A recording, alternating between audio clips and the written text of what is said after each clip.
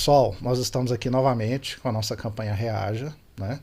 Nós estamos mais uma vez para combater os males que afligem a nossa sociedade e hoje a gente vai abordar a temática de intolerância religiosa, algo que a cada dia cresce mais, inclusive por questões políticas, né? Infelizmente a gente vive uma polarização política onde algumas partes acabam se apoderando da religião e misturando com política, né? Aqui comigo eu tenho hoje 3 convidados, todos eles autoridades, e eu gostaria que eles se apresentassem, né? Eu sou Fabrício Duarte, servidor do Poder Judiciário, já há 27 anos, sindicalista há 27 anos, né? E estou à frente do Sinjustiça até fevereiro do ano que vem. Doutora Ana, seja bem-vinda, bom dia. Bom dia, Fabrício, tudo bem? Eu sou Ana Angélica, sou promotora de justiça substituta. Atualmente estou lotada na 19ª Promotoria de Justiça de Anápolis, que tem atribuição na execução penal. E hoje eu estou aqui representando o GAED, que é um grupo especial de atuação em direitos humanos do Ministério Público de Goiás. Ele tem a proposta de atuar em casos de maior complexidade acerca de direitos humanos, sem prejuízo da atuação do promotor natural e também, né, com a possibilidade desse promotor lidando com uma situação que envolva essa temática, reclamar o apoio desse grupo de promotores. Então, primeiro parabenizo a iniciativa do Reaja, dei uma pesquisada para entender, achei muito interessante e estou muito honrada de estar aqui e espero contribuir aí ao lado das grandes figuras que estão aqui hoje. Honrados estamos nós, doutora. Doutor Joaquim. Bom dia Fabrício. É um dia interessante porque assim, eu não sabia desse projeto, até porque todos nós ficamos nos nossos micromundos, né? Eu quero parabenizar, porque eu acho que é muito importante nesse mundo de polarização, como você disse no início, conhecimento, cultura e conscientização é muito importante. Quero aqui, antes de me apresentar, eu quero destacar aqui que eu achei muito bom de estar aqui, só que eu não sabia que eu iria encontrar um grande amigo. Trabalhamos juntos em Formosa. Verdade. Eu, delegado de Polícia Regional de Formosa, o doutor aqui na Vara Criminal, uma pessoa de um extremo zelo, é uma pessoa escolhida a dedo para falar de direitos humanos, viu? Escolhida a dedo para falar de direitos humanos. Doutor Fernando, é um prazer revê-lo. Realmente. Viu? Doutora, começando agora no Ministério Público e já imbuída desses valores tão importantes. Um prazer conhecê-la e gostaria de me apresentar. Meu nome é Joaquim Adorno, eu sou delegado de polícia há 21 anos, vou fazer 22 anos agora, delegado de polícia de classe especial, e atualmente, desde 2021, eu sou titular da Delegacia Especializada em Atendimento às Vítimas de Crimes Raciais e Delitos de Intolerância. Então, desde 2021, eu lido especificamente com o combate à intolerância religiosa. Então, esse tema ele é interessante para a gente, porque nós estamos na linha de frente e eu espero poder contribuir com a comunidade e com todos para discutir um tema tão complexo, que envolve tantas particularidades e tão essencial ao nosso modo de ser. É isso. Obrigado, seja bem-vindo, doutor Joaquim, doutor Fernando. Bom dia a todos. Um prazer, Fabrício, estar aqui nesse projeto tão importante aqui para os servidores e creio para toda a comunidade, porque vem trazer essas reflexões tão importantes sobre a vida, né? Sobre a nossa, vamos dizer assim, o nosso êxito mesmo, porque no fundo a vida é muito complexa e eu acho que reflexões que transcendem, vamos dizer assim, a técnica do trabalho, eu acho que o Sinjustiça está fazendo uma iniciativa realmente muito formidável mesmo aqui. E é um prazer estar aqui, fico honrado com o convite. E mais ainda, sabendo aqui hoje, né, que eu tive a grata satisfação de ver o Dr. Joaquim, depois de, acho que uns 5 anos mais ou menos. Eu passei por Formosa por 12 anos e tive a satisfação de trabalhar com alguns anos lá com o Dr. Joaquim como delegado regional. Então, um prazer, Dr. Joaquim estar aqui. E ainda encontrar a doutora Ana Angélica, que trabalha comigo lá em Anápolis, na Vara Regional de Execução Penal. Então, um prazer também, doutora, poder encontrá-la aqui, uma satisfação muito grande, uma surpresa agradável.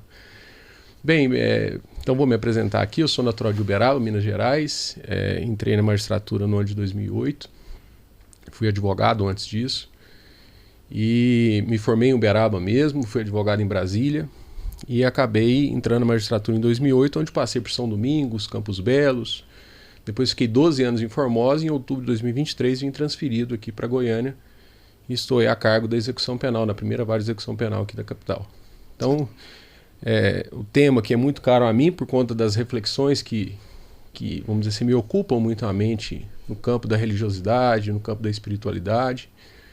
E dessas dificuldades ligadas à nossa forma de agir, ao comportamento humano, realmente eu acho que aqui hoje podemos refletir de maneira bem interessante aqui sobre esse tema. Espero que possa colaborar. Agradeço a todos a presença, é muito importante, enriquece o nosso debate, né?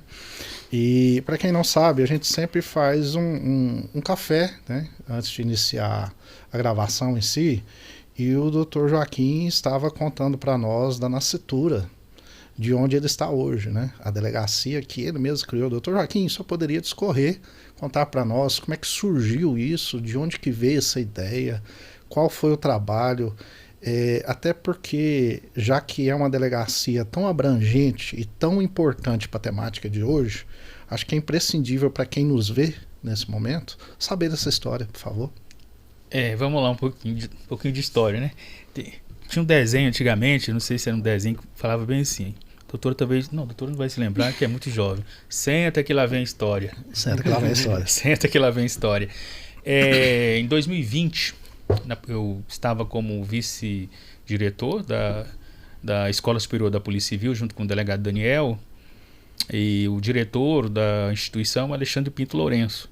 E a gente estava percebendo, naquele período final do governo Bolsonaro, aquela coisa, os crimes de intolerância, eles começaram a aumentar de forma muito exponencial, porque as pessoas começaram a se tornarem mais maniqueístas e a partir de ideias religiosas, de ideias étnico-raciais, de ideias que envolviam e que envolvem a questão da orientação sexual e do gênero. Então nós percebemos que houve um aumento significativo nas ocorrências no estado de Goiás. A partir dessa percepção, foi pensado, porque, observe, eu já frequentei e frequento religião de matriz africana. Então, quem frequenta uma religião espírita, né, num país cristão, que há um grande número de protestantes que às vezes não concordam com a ideia um pouco diferente, então eu já tinha um conhecimento claro dessa temática dentro da instituição. E nós percebemos também que dentro da própria instituição a gente tinha muita resistência. Então nós tínhamos uma polícia com uma sociedade com um avanço de crimes de intolerância, crimes de ódio, e dentro da própria instituição nós tínhamos também um avanço de ideias um pouco maniqueístas, um pouco duras em relação a essa temática. Então foi proposto por mim à época, ao diretor-geral e ao diretor da escola superior, por que não criarmos uma unidade especializada para discutir essa temática? Porque eu tinha 20 anos de polícia. Eu sou um homem preto, de religião de matriz africana. Então eu sei o que é a discriminação. O que é você passar e as pessoas olharem um pouquinho diferente, fora da instituição e dentro da própria instituição. Então a gente pensou, por que não criar uma unidade especializada dentro da Polícia Civil? Mas por quê? Como assim? Ora, a gente precisava de um paradigma. Quando a Polícia Civil cria uma unidade especializada, significa que o Poder Executivo, a partir daquele momento, ele vai ter um olhar diferenciado para aquele tipo de comportamento. E também seria um paradigma para a própria instituição, para os colegas refletirem. Ora, se nós estamos criando uma unidade especializada, alguma coisa está errado. Por quê? Porque nós só criamos unidade especializada quando nós sentimos a necessidade, como o Poder Judiciário, o Ministério Público. Quando vê uma temática que exige um olhar diferenciado, você cria um grupo para dar esse olhar diferenciado. Então, a partir daí, nós fomos 6 meses escrevendo elaborando o projeto, convencendo pessoas, convencendo o Conselho Superior a criar o grupo. Depois de uns 4, 5, 6 meses, o grupo foi criado. Nós começamos dentro da academia da Polícia Civil, porque não tinha espaço para gente, pequenininho. E pasmem, primeira coisa, quando nós criamos o grupo, foi um questionamento interno. Para que vocês vão criar isso? Não tem racismo, não tem intolerância religiosa, não tem a violação de direitos. E, de fato, não havia estatística. Porque como nós nunca havíamos tido um olhar especializado, é como aquela pequena cidade que todo mundo morre de morte morrida e ninguém pesquisou de fato a doença, então não precisa de uma especialidade para tratar a doença, porque não tem. Se não tem estatística, não tem política pública. E o grupo criou, enfrentando resistência interna. E depois de 1 ano, 2 anos, as estatísticas começaram a aparecer e o grupo, que antes começou de forma muito tímida, hoje é uma das 5 ou 6 maiores delegacias em produtividade dentre as especializadas estaduais. Então nós começamos aí, hoje nós instauramos aproximadamente 350, 380 inquéritos por ano. Fora os que são arquivados, porque não tem prova, não tem nada disso. Em 2024, esse grupo, em razão do aumento da estatística, porque a gente discute, acho que nem foi um aumento, doutor. As pessoas não tinham onde registrar, né? Uhum. Criando a delegacia, as pessoas passaram a ter onde registrar. Aí o grupo foi transformado numa delegacia estadual, com as mesmas características, com atribuição estadual e lidando com 5 pautas principais, que é a homofobia, a transfobia, a xenofobia, porque se você andar por Goiânia, você vai ver a quantidade de imigrantes que nós temos, não é? Na sua maioria pessoas pobres e pretas, não é? E apátridas. E nós temos também a intolerância religiosa e o racismo. Então a delegacia ela lida com essa pauta e lida a partir desse olhar. A Polícia Civil passou a entender, a partir dos seus membros e das pessoas que entendem um pouquinho do assunto, da necessidade. E olha a importância. Quando a Polícia Civil criou o GEACRE e a DEACRE, nós tivemos um reflexo no Ministério Público, que não havia ainda um grupo específico, porque não havia uma demanda específica. A delegacia foi criada e começou a nascer o quê? Os processos.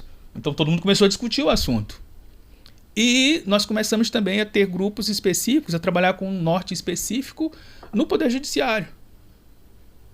Foi tão complexo, isso é tão novo no estado de Goiás, que quando nós começamos, não era possível tipificar os crimes da 7.716. Pasme, doutor, desde 89 a 7.716 existe, mas ainda não estava no sistema para poder fazer o registro. Então, os primeiros crimes, o Poder Judiciário teve que adaptar, aquela relaçãozinha de crimes no Projude. Todo mundo teve que se adaptar a essa nova realidade. E foi tão complexo no começo, doutora. Por quê? Porque, assim, nós criamos e nós não sabíamos qual seria a reação do Ministério Público, qual seria a reação do Poder Judiciário quando os inquéritos fossem chegando. Então, primeiro indiciamento, me lembro como se fosse hoje, primeiro indiciamento, será que vai? Será que não vai? E foi. E assim, digo para vocês, a DEACRE e a Polícia Civil ela só consegue fazer esse trabalho em razão do reforço e do apoio que tem recebido no Tribunal e do Ministério Público. Às vezes nós somos assim, um pouco brandos, preocupados com a resposta. Aí chega o promotor daquele jeito. Tipo assim, não, vamos aqui, deu só um crime aqui, outro ali. O promotor de forma muito dura, o juiz de forma muito dura.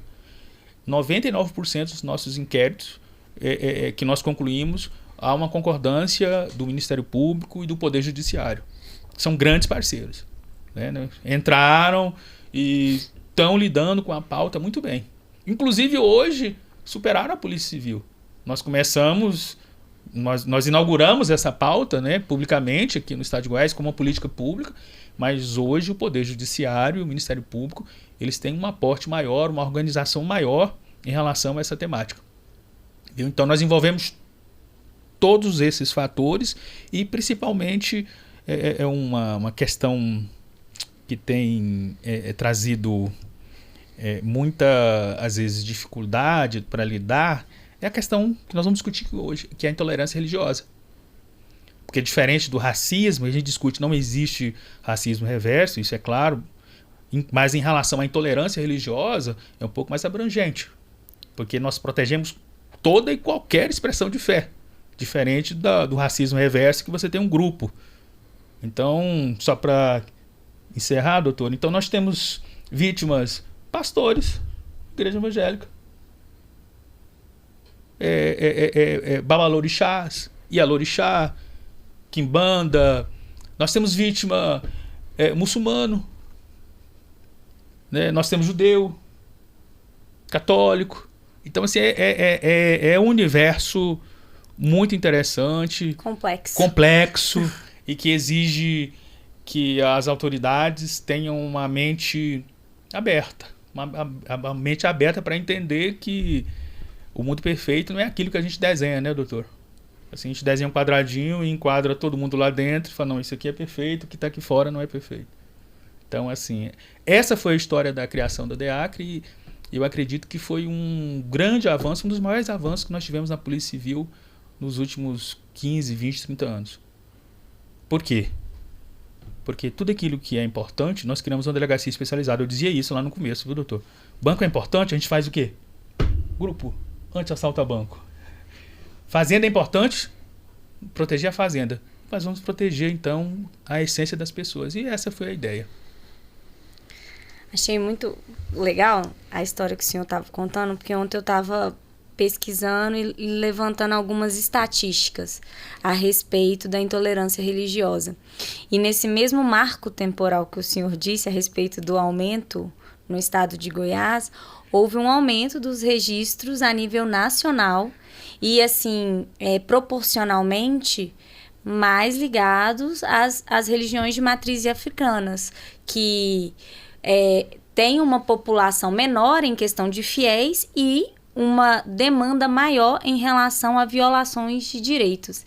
Então, foi exatamente o momento que isso aflorou a nível nacional, né? E como o próprio Fabrício apontou inicialmente, muito ligado à conjuntura política de polarização, à conjuntura maniqueísta de certo e errado, do não dar o direito ao diferente de existência, né? Negar o que não é o comum, enfim, só bateu exatamente com as métricas registradas no Disque 100 a nível nacional.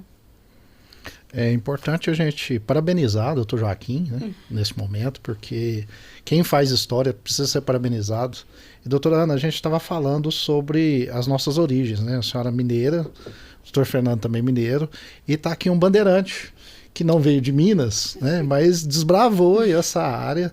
E, doutor Joaquim, agradecimento, né, como cidadão, como ser humano, como homem, como espírita kardecista, né, que sou, universalista com relação a religiões, porque quem crê em algo maior, eu penso que não interessa qual é o seu ponto de apoio, mas sim a mensagem do ponto de apoio. E eu não vi até hoje nenhuma religião onde se prega de forma verídica algo de ruim. Todos os pontos de apoio, todos aqueles que são precursores nas suas religiões, que são aqueles que representam de fato a religião em si, trazem a paz, o amor, né, e a benfeitoria entre os seres humanos, né? Então, a senhora estava falando do mal, o mal é a intolerância. E eu gostaria que a senhora discorresse um pouquinho, doutora, a senhora falou sobre as questões um pouco pessoais. Como é que é a sua atuação dentro do Ministério Público com relação a isso, por gentileza? Então, Fabrício, hoje a minha maior atuação está ligada à execução penal, junto com o doutor Fernando. E ontem, pensando até sobre isso, essa reflexão, é garantida ao reeducando a assistência religiosa. E pesquisando o que eu poderia apresentar aqui hoje, relacionando com a minha temática, né, de atribuição, eu fiquei pensando como que a gente poderia fazer valer esse direito à liberdade religiosa e, ao mesmo tempo, lidar com essa resistência social e do próprio sistema de justiça, de compreensão, de aceitação para garantir não só o acesso às religiões que foram cristalizadas na história do Brasil, né? Que é o catolicismo e o protestante também é muito aceito, e especialmente dentro de uma unidade prisional. E o que eu posso falar, até pela minha pouca atuação, que eu estou aqui há pouco tempo, é que dentro do Ministério Público existem algumas ações nessa temática. E tem um GT, um grupo de trabalho também, não sei se os senhores conhecem. Eu faço parte. Exatamente. Representa a polícia e estava na criação do GT. Eu estava GT lendo Povos de Terreiro. Isso. E no ano passado, de 2024, além daquela campanha de conscientização a respeito das religiões, com veiculação em mídias, isso, tiveram também algumas reuniões, especialmente ligadas a unidades prisionais e a unidades de saúde, né, para garantir esse acesso de outras religiões, essa liberdade de cada um expressar o credo, a espiritualidade, a religiosidade, sem eu não consigo nem entender o que a pessoa pensa nesse direito de tolir a liberdade do outro, porque a gente aprende lá atrás que a nossa liberdade vai até o limite da do outro. Então, assim, no âmbito da atuação que eu pensei trazendo lá para minha realidade, de uma promotora que atua na execução penal, foi isso. De formas, até uma reflexão para o futuro aí, para a gente, né, doutor? O que a gente pode fazer para fazer valer esse direito, que é um direito fundamental humano. Aproveitando que a doutora Ana passou a bola para o senhor, doutor Fernando, como é que o senhor vê essa situação, principalmente enfatizando, focando naquilo que o doutor Joaquim trouxe? Ele mencionou para nós que houve ali uma sensibilidade por parte dele, de alguns companheiros na Polícia Civil, principalmente de um ponto de partida. Me chamou muita atenção, doutor Joaquim, depois a gente vai abordar sobre isso, o período em si, porque a gente estava ali no auge da pandemia, né? Então, assim, como é que você tem algo nesse sentido sem ter contato social praticamente? Como é que isso se deu? Mas isso vai ficar para um segundo momento. Agora a gente vai passar a bola ao doutor Fernando para ele poder se manifestar como homem, como cidadão. O senhor se apresentou fazendo pontuações com relação a reflexões sociais, reflexões pessoais. Gostaria que o senhor discorresse sobre isso. O que trouxe à sua mente, ao seu coração esse momento aqui hoje para falar sobre intolerância religiosa, por favor? Eu acredito que a questão relacionada a essa ambientação externa, e que do campo político, no campo ideológico, que não é só no Brasil, me parece, é um movimento talvez mundial, né? Você vê movimentos semelhantes nos Estados Unidos, na Europa, na Itália, enfim, vários países europeus. E me parece que quando a gente olha a história da humanidade, sempre houve esse tipo de comportamento ligados à intolerância, à incompreensão quanto às escolhas dos outros. É cíclico, né? Me parece que é algo, né, que se você observar mesmo o texto bíblico mesmo, tem várias situações lá que estão claríssimos, né? Jesus, se você olhar o texto bíblico com um pouquinho de atenção, você vai ver que Jesus sempre teve um enfrentamento muito grande contra quem? Os fariseus. O tempo todo ele pegava os pecadores e elogiava e acolhia e ficava ali tentando de alguma forma ajudá-los. E Jesus foi muito rígido, se você parar para pensar, com os fariseus, que eram pessoas absolutamente respeitáveis, destacadas naquela comunidade judaica. Então, e qual que é, vamos dizer assim, a principal característica negativa dos fariseus? Era justamente essa visão de que a minha visão de mundo é melhor do que a dos outros. A minha forma de viver é melhor do que a dos outros. Um certo, um errado. Muito bem. Não é? Então, ou seja, isso está desde sempre na humanidade, me parece que é o nosso câncer, talvez, secular, né? E me parece que, então, essas conjunturas políticas que vão acontecer, gente, todo tempo, na minha visão, sabe? Isso aí é um movimento que hoje a gente fica aí toda hora batendo, bolsonarismo, esquerda, não sei o quê. É mais um movimento, na minha visão, que social, que nós estamos aqui no Brasil passando, e esse reflexo de que as pessoas estão mais audazes, vamos dizer assim, para expor o seu pensamento, as redes sociais, enfim, uma série de conjunturas que me parece que estimulam, facilitam esse tipo de coisa acontecer de maneira pública. Então, eu vejo isso animado por quê? Porque, acima de tudo, lembrando de Paulo, tudo concorre para o bem, na minha visão. Então, eu acho que isso ficar exposto, vamos dizer assim, essa questão a gente realmente se deparar com ela de maneira clara, de maneira evidente, os nossos males, as nossas mazelas, isso nos dá algum tipo de lucidez sobre o nosso estado moral, a nossa condição mesmo, espiritualmente falando. Falou, peraí, o negócio não tá bom não na sociedade. E eu faço parte dela.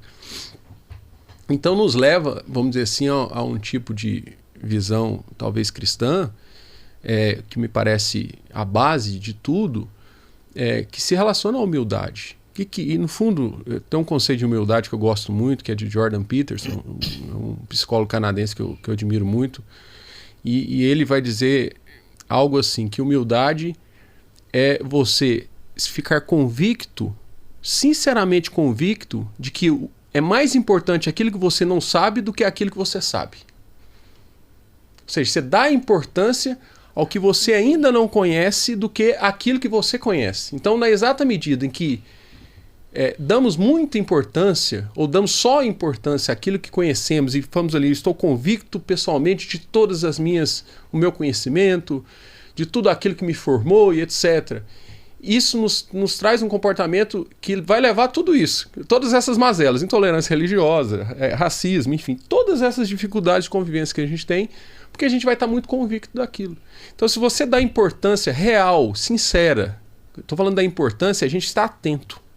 Ou seja, a gente perceber, peraí, gente, tem muita coisa que eu não conheço ainda. Aliás, né? 99,999% das coisas que existem no mundo de conhecimento a gente não conhece. A gente conhece 0,000001. Né? Seja quem for. Né? Você pode ser um cientista fabuloso, mas você sabe daquilo. O resto tudo você não sabe. Se você somar todos os conhecimentos humanos, você não né? Nossa insignificância é patente. Então, eu acho que isso já nos levaria a um tipo de desconfiança, sabe? Peraí, gente. Será que eu não posso ter uma postura, vamos dizer assim, um pouco mais aberta? Não pra gente concordar, não pra gente... Nossa, como eu quero viver como aquela pessoa que é materialista, que pensa só em si, que só acha o dinheiro como grande objetivo de sua vida, que coloca a beleza estética no seu patamar mais alto como uma busca. Não, mas você vai olhar aquela pessoa e fala, gente, ela tem alguma coisa ali que é assim, é pra gente pensar. Não pra eu adaptar e querer ser ela. Mas a gente pensar que tem várias formas de viver, e ainda que a gente veja o erro do outro, o equívoco do outro, na sua convicção, você está certo que a pessoa está num caminhar equivocado, como cristão, acho que só pensa uma coisa, né? Rezar por ela. Se caso você estiver realmente convencido disso, mas acima de tudo, ela tem algo a te ensinar de alguma forma. Você às vezes não precisa ir atrás disso, mas você só ficar com aquele pezinho atrás, falando, não, a gente sabe ter esse comportamento um pouco mais de compreensão mesmo em relação às outras pessoas. E talvez o trabalho meu me ajuda muito nisso, porque na execução penal, em tese, seriam os piores da sociedade com quem a gente lida, né, que são as pessoas que estão presas principalmente. E no fundo, o que a vida me revela é cada vez mais isso, a oportunidade que Deus me dá nessa condição, me permite aprender muito a cada inspeção, principalmente nas inspeções. Eu acho que é um momento muito especial para mim de ter esse contato, de conversar, porque a gente aprende sim. Repito, não para concordar, mas para a gente realmente aprender e ver ali aquela condição humana. Gente do céu, olha como Solzhenitsyn lá, que foi um prisioneiro da época do comunismo de Stalin. Ele tem um livro fantástico chamado Arquipélago Gulag, e ele tinha todos os motivos do mundo para dizer que a culpa dele estar ali era do Stalin, era de um ditador. E ele ficou pensando, ele conta no livro, refletindo, até ele assumir a culpa dele estar ali dentro, dele assumir a responsabilidade sobre o seu próprio destino.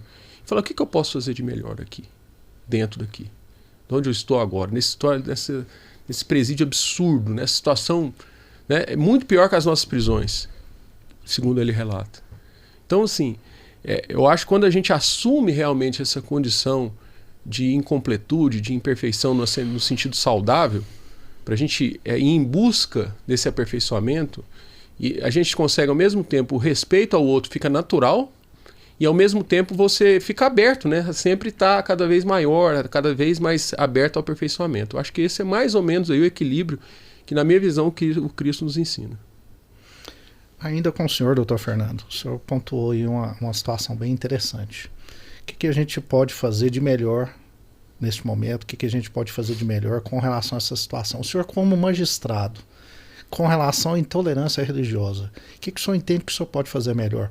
O senhor entende que pode ter, nas decisões ali, sem entrar em nenhum caso específico, eu sei que isso é antiético, inclusive, pode ter alguma questão didática que pode ser repassado para as pessoas? Porque eu vejo que não é só questão punitiva, sabe? Eu entendo que a ignorância do entender, a doutora Ana pontuou aqui agora há pouco, que lá atrás ela aprendeu que a questão do seu direito está onde se permite, ali nos limites até onde inicia o direito do outro, né? As pessoas não têm essa noção. Eu entendo que falta um pouco de didática, um pouco de capacitação, de conscientização individual e coletiva com relação a essas questões sociais. O senhor, como magistrado, o senhor entende dessa forma também? Qual que é o seu pensamento com relação a isso? Eu creio que no compêndio de pena aqui no Brasil, e falo particularmente em Goiás, nós temos realmente assim avançado. Não, obviamente estamos longe, né? Porque eu costumo dizer, a gente às vezes não pode se perder na questão essencial, porque é preciso a pessoa que está presa, ela ter uma cama para dormir e uma comida digna para comer. Então, vamos começar do básico para depois de a gente avançar e ficar muito empolgados com esses projetos. Então, vamos, né? Pelo amor de Deus, gente, enquanto a gente estiver aqui discutindo muitas coisas, nossa, que maravilha que é o mundo, se a gente não mais prendesse pessoas e fizesse assim, não, gente, desculpa, mas não dá, né? Temos muitos crimes. Então, assim, ainda a ferramenta da prisão ela é necessária para a nossa condição moral, ponto. Então, e isso não quer dizer que devemos tratar mal as pessoas. E isso está muito sedimentado, não só em Goiás, mas praticamente no mundo ocidental todo. Gente, que não podemos tratar mal essas pessoas, ponto. Agora, como é que isso vai se traduzir na realidade? Lógico que demanda uma série de medidas. E eu vejo aqui, repito, retomando lá no começo, várias iniciativas que realmente francamente, já estabelecem que não é questão de causar sofrimento a outrem por meio do Estado que isso vai ser bom para a sociedade. E quais são essas iniciativas? É realmente colocar a reintegração social como algo a ser perseguido. Quais iniciativas? Aí nós temos inúmeras formas hoje. Nós temos aqui em Goiás, por exemplo, o escritório social que foi criado, que é um núcleo voltado a atender a pessoa que acaba de sair da prisão, ou seja, dá condições para ela para arrumar os documentos pessoais, que muitas vezes eles perdem. Não, ali você vai ter um canal para isso. Atendimento médico, você está sem emprego. Hoje nós estamos sobrando empregos, só para você ter ideia. Nós temos lá centenas de empregos sobrando, de vagas de trabalho sobrando para quem acaba de sair para o semiaberto, para o regime aberto, enfim, para quem está cumprindo pena. Nós já temos esse cadastro de empresas, tem uma série de frentes nesse sentido, que teve uma ajuda muito grande do Ministério Público do Trabalho aqui em Goiás. Nós temos dentro do presídio várias iniciativas, só para você ter uma ideia, hoje, dentro da penitenciária Odenir Guimarães, que é a maior do estado, temos lá mais de 2.500 pessoas presas, nós temos lá mais de 1.000 pessoas estudando, nós temos 400 pessoas trabalhando e devemos aumentar para mais 400 esse ano, então vamos para 800 pessoas trabalhando dentro do estabelecimento penal. E as famosas rodas de conversa, que é uma prática, vamos dizer assim, uma técnica psicológica que faz muitíssimo bem, e principalmente hoje nós temos essa iniciativa já para os casos de violência doméstica, lá funcionando, inclusive a iniciativa do Ministério Público, nesse sentido. Foi até objeto de uma reportagem do Profissão Repórter, esses dias para trás. Então, ou seja, nós estamos, na minha visão, nós estamos num caminhar, que é um caminhar lento, por conta de várias limitações. Repito, a principal delas é ainda não dar o básico, que eu repito, que eu acho que é o foco. Eu sou coordenador do GMF também, que é o Grupo de Monitoramento e Fiscalização do Sistema Carcerário em Goiás. Então, pelo Judiciário, eu coordeno esse grupo. E é o que eu canso de sempre dizer nas reuniões. E aí, meu querido administrador penitenciário, quando o senhor vai conseguir uma cama para cada preso? Então, porque é o básico. Nós temos a população carcerária X, nós temos a vaga X menos tanto. nós temos que... Esse número tem que bater. Isso tem que estar na política número 1. É a quantidade de vaga bater com a quantidade de pessoas que está presa. E outro, o preso é definitivo. Então não adianta nem com essa coisa, política de desencarceramento. Não. Gente, a pessoa condenada em regime fechado, acabou. Então, ou seja, sabe, são discussões que merecem, assim, aquela coisa um pouco mais objetiva, sabe? As teorias são ótimas para nos alimentar, para a gente ter um ideal, para a gente perseguir coisas boas para a sociedade. Mas, assim, gente, tem questões elementares, tem questões básicas. Então, nós precisamos discutir as questões básicas, sabe? Precisamos de aumentar a vaga, pronto, ponto. Então, esse é o número 1, e eu creio que o diretor-geral, o Josimar, é uma pessoa também muito vocacionada para o cargo e realmente está conseguindo, para o senhor ter ideia, esse ano agora, que passou 2024, só no maior presídio de Goiás nós conseguimos lá aumentar, né, eles conseguiram, na verdade, né, aumentar aí 800 vagas dentro do complexo prisional de Aparecida. E aí o que eu fiz como juiz da execução? Limitei a população carcerária lá a 150% de lotação, pelo menos para não voltar como estava antes, 240%, ou seja, para cada vaga tinha 2,4 pessoas, e agora nós temos um limite lá de 1,5 pessoas. Então, pelo menos, já melhoramos, já demos um passo para frente. Né? Não é o ideal ainda, mas pelo menos 150 é melhor do que 240. Então, por cento, né? Então, ou seja, era 2,4, foi para 1,5 pessoa presa para cada vaga. E eu falei, gente, nós não queremos resolver os problemas do dia para a noite. Mas então, olha, então tem meia vaga aqui ainda. Mas para isso tem que dar progressão antecipada, tem que dar outros benefícios para tentando esvaziar na medida do possível. Isso é muito complexo, porque, né, você atende uma coisa, mas desatende outra. Eu fico imaginando uma família que teve lá um familiar morto e uma filha estuprada e eu concedendo liberdade antes da hora para a pessoa. A pessoa ficou presa lá 8 anos para um familiar olhar aqui e falar, poxa, isso aqui não está muito certo, não. Ou seja, então, veja como é que é complexo tudo isso, né? Então, eu acho assim que temos sim mecanismos que estão cada vez mais sendo utilizados e estimulados no âmbito da gestão penitenciária, não só em Goiás, mas como no Brasil todo. Eu acho que um caminhar que me parece muito seguro assim, nesse sentido, que não tem muito mais espaço nas autoridades, seja quem for, juiz, promotor, advogado que atua na execução penal, o próprio administrador penitenciário, para estimular, vamos dizer assim, o sofrimento, a tortura, etc. Não que não tenha, mas eu penso que as questões começam realmente não normalizando isso, e me parece que esse é o papel que está acontecendo, e eu acho que vai render bons frutos ao longo dos anos. Doutora Ana, dentro dessa visão holística que o doutor Fernando nos traz, que nós temos a ausência do básico, como é que a senhora enxerga que pode ser a atuação do Ministério Público com relação ao combate à intolerância religiosa? Indo justamente por esse aspecto de que a punição não é o melhor caminho. Como é que a senhora vê isso, por favor? Assim, acho que o primeiro ponto que eu vejo da minha atuação é essa desmistificação do preconceito arraigado, que tenho uma formação cristã, uma família católica, cresci na igreja, então eu acho que essa desconstrução primária minha de entender a liberdade de expressão de cada um, de entender a liberdade de credo de cada um, e isso, a partir da minha atuação, toda vez ter esse olhar, esse filtro, que vai ser muito interseccional com outros filtros de uma perspectiva racial, de uma perspectiva, por que não, até de gênero, enfim, filtrar toda vez ali na minha atuação. E isso, antes, primariamente, a partir de mim.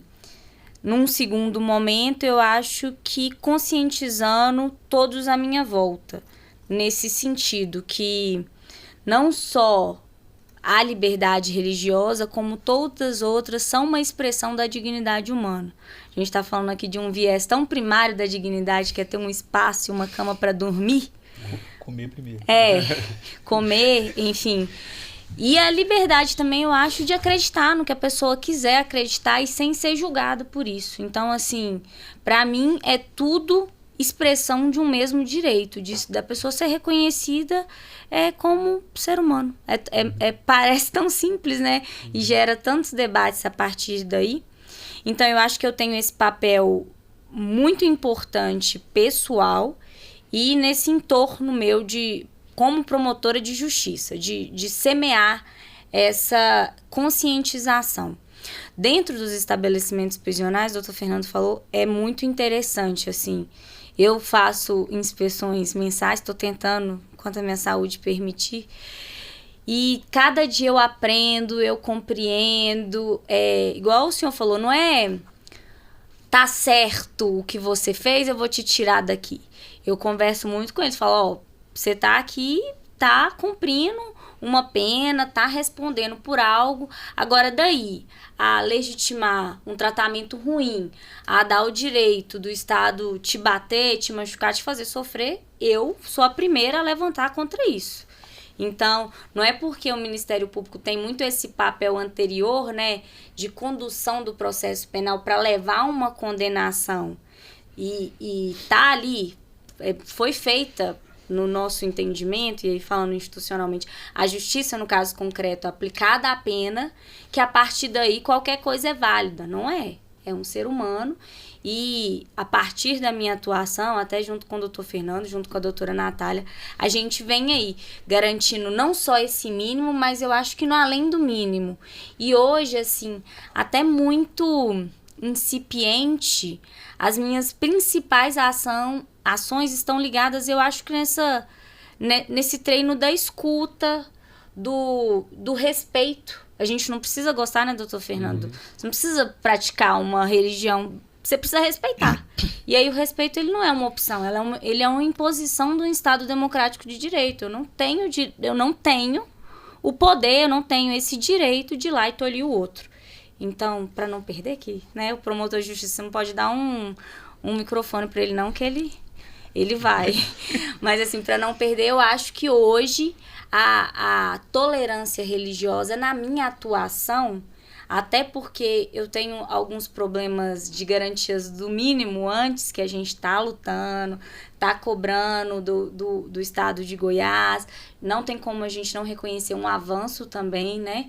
Que a gente olha a história para trás, melhoramos, mas para mim, e como promotora de justiça, como indutor de políticas públicas, eu tenho esse dever constitucional de cobrar. Temos que melhorar ainda, mas para mim também é uma expressão de dignidade. Então, esse respeito, essa escuta, eu acho que é mais até do que tolerar. É só respeitar o que é o do outro. Então, acho que isso, por enquanto. Doutor Joaquim, interessante como é que o Ministério Público tem papéis diferentes na mesma mesa, né? Às vezes ela está como acusadora, depois ela está como defensora do mesmo indivíduo, em situações diferentes. Porque, na verdade, o grande papel dele não é nem de acusador, nem de defensor, mas de cumprimento da lei. Sim. E a lei tanto pune quanto protege. Claro. É a mesma moeda com um lado diferente. Eu gostaria só de fazer um pequeno um acréscimo à fala do doutor Fernando e à fala da doutora. Não é porque assim, eu lido com a intolerância religiosa todos os dias, né? E como que nós vemos hoje o papel do Estado em relação à intolerância religiosa? Quando eu digo Estado, todos os poderes, executivo, legislativo e judiciário. O que nós temos? Nós temos uma validação pelo Estado Democrático de Direito das religiões cristãs, pela nossa base. Então, se você é cristão, há uma validação da religião. E a validação da religião, ela ocorre como um todo, do templo, do culto, do sacerdote e dos fiéis. E de qualquer expressão daquela religião, se ela for religião dita predominante ou mais aceita no Estado. No caso, o Brasil é a religião cristã. Em relação às outras religiões, em que não há essa acreditação do Estado, aí nós temos os problemas. Por exemplo, doutor Fernando e a senhora, quando você tem qualquer política de trabalho para remissão da pena ou qualquer situação implantada por uma religião cristã, evangélica ou católica, você percebe que em algumas situações você tem uma validade maior facilitação daquilo que foi feito. Do Estado. O Estado fala, nossa, o preso ele se converteu a uma fé cristã e ele está lidando e trabalhando num projeto cristão, merece os benefícios da lei. Então ele pode ter liberdade condicional, ele pode ter isso. Por quê? Porque é um bom sujeito. Por que ele é um bom sujeito? Porque ele é cristão. Porque ele se converteu. E nós já não temos isso, doutor, em outras religiões. Então, em muitos casos, o fato do sujeito ser de uma religião de matriz africana, candomblé, umbanda, não é um fato positivo. É visto com maus olhos. É um fato negativo. Observe como nós estamos discriminando e estamos sendo intolerantes, religiosos, sem dizer nada. De forma institucional. Porque na verdade você vai analisar lá e fala, nossa, ele tem direito à liberdade condicional, deixa eu ver os requisitos subjetivos. Ixi, ele não tem... Ele está no candomblé. Não deve ser boa gente. Ele está no candomblé. Quando eu falo isso do judiciário, eu não falo só do judiciário. Eu falo do judiciário e falo principalmente da polícia. Da polícia, do Ministério Público, porque isso faz parte da nossa história, da nossa cultura. Porque, assim, todos nós, querendo ou não, nós temos o nosso pacote de intolerância, nosso pacote de preconceito, porque nós vivemos na sociedade. E como dizia Leonardo Boff, todo ponto de vista é a vista de um ponto. Então a gente fala a partir das nossas experiências. É lógico, e o doutor aqui sempre me disse isso, a gente está o tempo todo aqui tentando combater isso, né? Tentando melhorar como pessoa. Mas isso existe dentro da gente ainda. Então, por exemplo, doutor Fernando, e a senhora que está numa posição muito importante, porque nós estamos lidando com as pessoas e nós não queremos que elas retornem para a sociedade pior do que entraram. Porque a ideia, eu tenho certeza aqui, que é melhorá-las. Se você... Olha o que ocorre. Em muitas situações, em muitas casas, em muitos presídios, se você é um pastor ou um padre, você chega no presídio, você se inscreve e você tem o seu espaço garantido para falar com os seus fiéis. Agora, se você é líder, é um sacerdote de umbanda ou de candomblé, aí complica. Eu vou pedir uma parte, doutor. Não, eu falo assim, depois a senhora fala do que o GT discutiu. Isso, porque mas o GT discutiu exatamente por causa desse problema. Eu concordo, assim, porque a discussão do GT se deu exatamente porque nós tivemos uma reunião e juntamos lá 30, 40, 50 sacerdotes que não podiam entrar no presídio. Enquanto o padre entrava, o pastor entrava e podia falar com os fiéis, o babalorixá, ou a ialorixá, ou o padrinho, né? o tata, no Molocô fala tata, não podia entrar. Como também não podia entrar no hospital. Então você tinha um pastor que ia lá orar pelas pessoas da religião que estavam doentes. Mas aí chega o babalorixá de uma religião, e ele não pode entrar no hospital. Não, o senhor não pode. No hospital público. Aí com isso nós temos o quê? Observe. Um não reconhecimento da fé do outro. Da fé do outro. Olha como a discriminação ocorre. E de repente o sujeito que discriminou, ele nem tem noção da discriminação, doutor. Porque ele está tão acostumado com a religião formal, nos moldes formais, do CNPJ, do título, em que as religiões orais, ele olha para a religião e fala, não, o que o senhor é? Não, eu sou líder de uma casa espírita. Né? Eu sou líder, eu tenho uma casa espírita com mais de 150 membros, a gente tem 10 membros aqui, eu precisava conversar com eles. Não, mas o senhor não pode. O senhor é parente? Não sou. Não, mas eu sou o líder. Eu sou o sacerdote. Eu sou o líder. Não, o senhor não pode. O senhor vai ter que arrumar um documento, ir no cartório e fazer isso e aquilo para poder entrar no presídio como sacerdote. Mas eu sei que está mudando. E tenho certeza porque, assim, eu trabalhei muito tempo com o doutor Fernando. Então, eu sei que essa é só uma questão de tempo das coisas chegarem e as coisas serem decididas de forma diferente. Mas isso ocorre. Por quê? Porque nós estamos caminhando para melhorar. Só o fato de nós estarmos aqui discutindo isso, doutor, já é um grande avanço. A gente está avançando muito, mas a gente precisa continuar avançando. Então, assim, essas discussões em relação à legitimidade, porque nós falamos que nós somos um Estado laico. De fato somos um Estado laico, legalmente falando. Materialmente não. Materialmente falando, hoje um político ele vai e vai na tribuna e diz: o Estado é laico, mas eu não. Dizendo claramente que todas as decisões dele são tomadas a partir do ponto de vista religioso. E isso ocorre também no serviço público.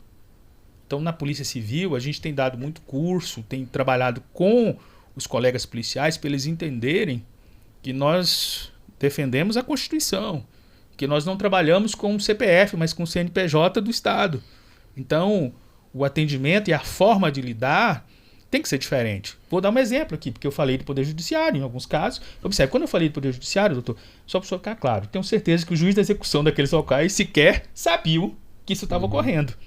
Porque isso ficou só numa questão da direção da unidade prisional. Ninguém levou ao juiz e nem ao Ministério Público a situação, tentando resolver administrativamente. Mas nós tivemos situação aqui em Goiânia, em que pessoas da Umbanda, mandando na rua, foram perseguidas. Porque o sujeito com a roupinha branca, com um cordãozinho, né? Com a conta, que a gente fala conta, passando de frente um espaço, um monte de gente bebendo, aí o pessoal começa a correr atrás, pega o macumbeiro para bater. Aqui em Goiânia. Aí o sujeito procura uma delegacia de polícia. Aí o que é que o delegado fala? Meu filho, isso é o demônio, muda de religião. Vou orar por você. Se você mudar de religião, isso não vai mais ocorrer. Observe, a violência institucional, a intolerância religiosa trazida para dentro da instituição. E são vários casos. Mas depois da criação da DEACRE, nós passamos a ter um olhar diferenciado. Colegas estão sendo admoestados, estão respondendo na corregedoria, e nós estamos entendendo que essa expressão da fé, eu não te contei não, doutor é meu amigo, estou no 3º ano de filosofia, estou fazendo bacharelado de filosofia. A filosofia é fantástica, né? E a gente, depois de muito estudar, eu adoro filosofia da mente, a gente percebe que o sagrado, ele não é uma parte da nossa vida, ele é uma parte da essência do que você é. Uhum. Mesmo o ateu, ele tem uma parte sagrada. Também. Ele pode falar que não acredita, que não é isso, que é aquilo, mas aquilo é a fé dele.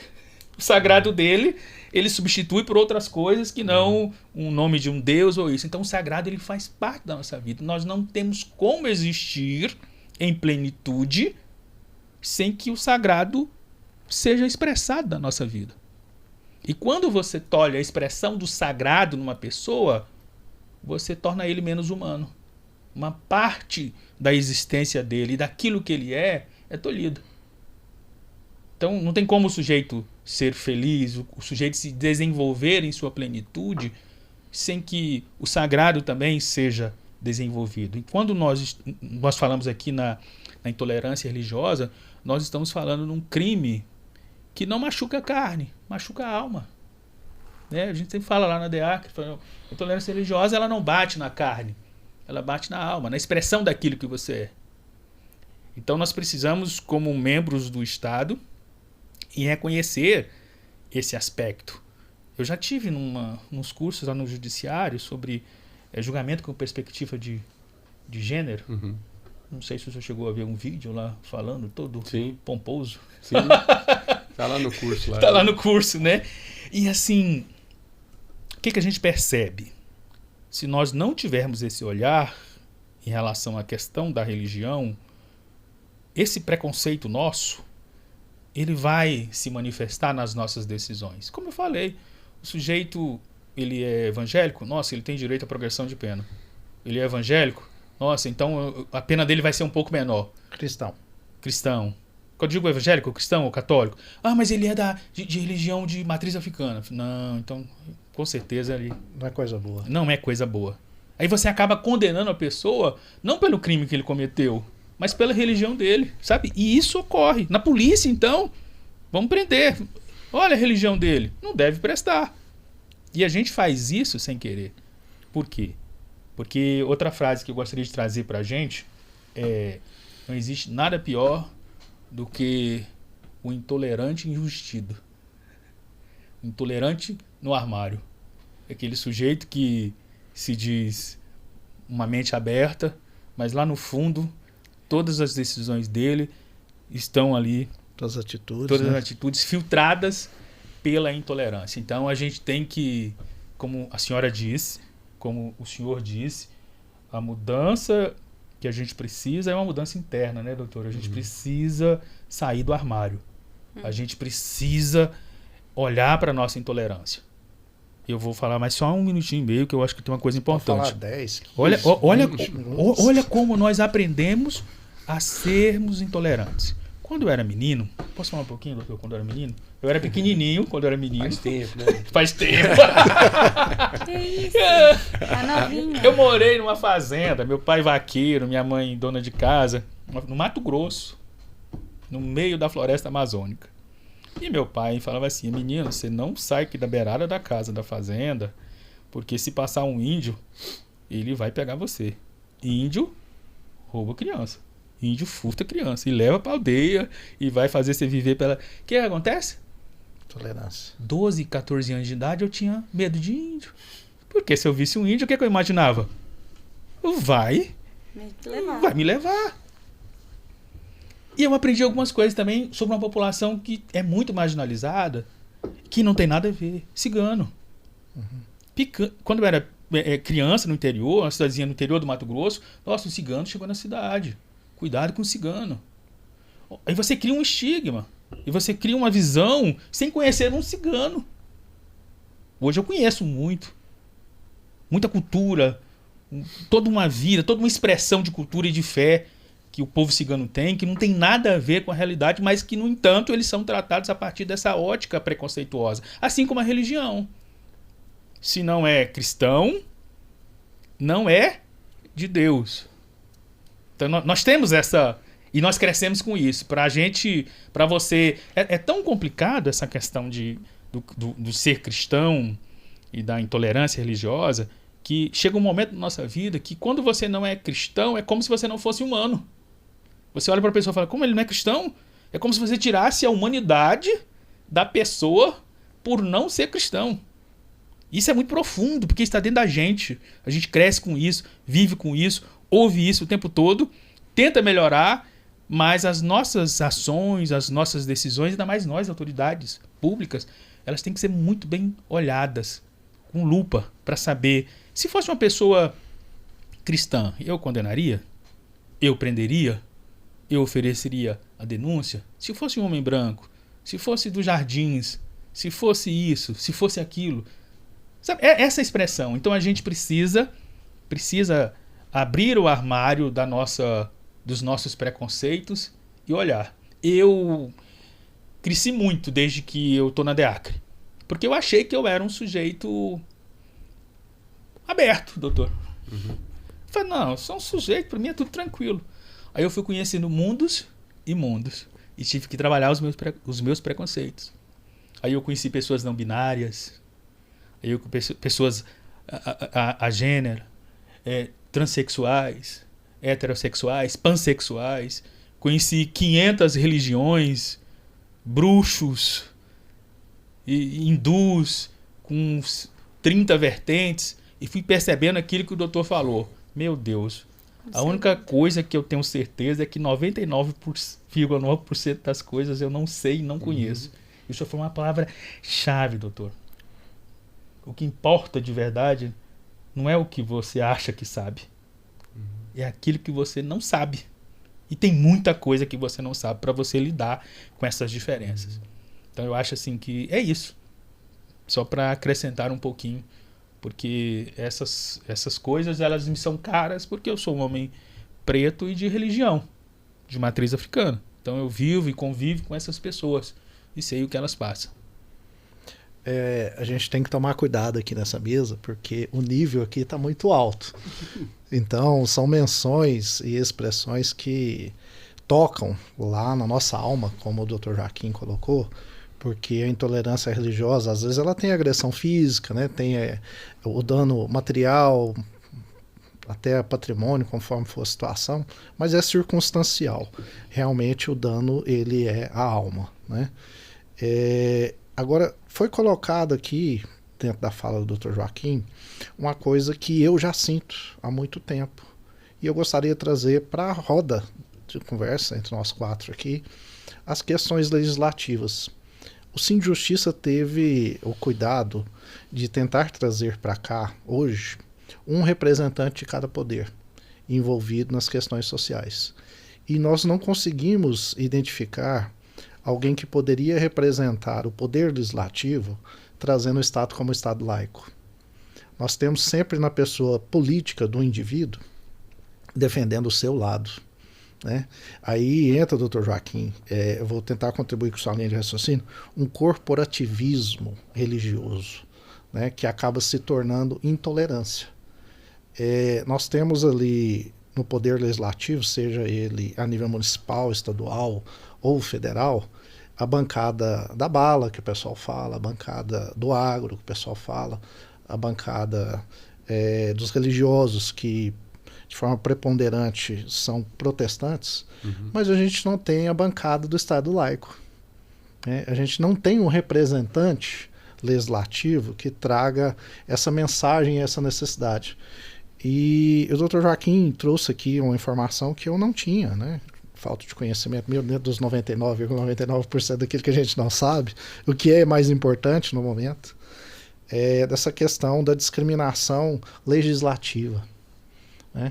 Como é que o senhor enxerga isso, doutor Fernando? Como é que a magistratura pode, porque ele mencionou ali o executor, né? O administrador do presídio, de tentar impedir uma pessoa que era um líder espiritual, mas não é um líder espiritual cristão, impedido. Eu até entendo que no exercício das funções dessa pessoa, ele acabou agindo de forma institucional corretamente, porque é o que está na legislação, né?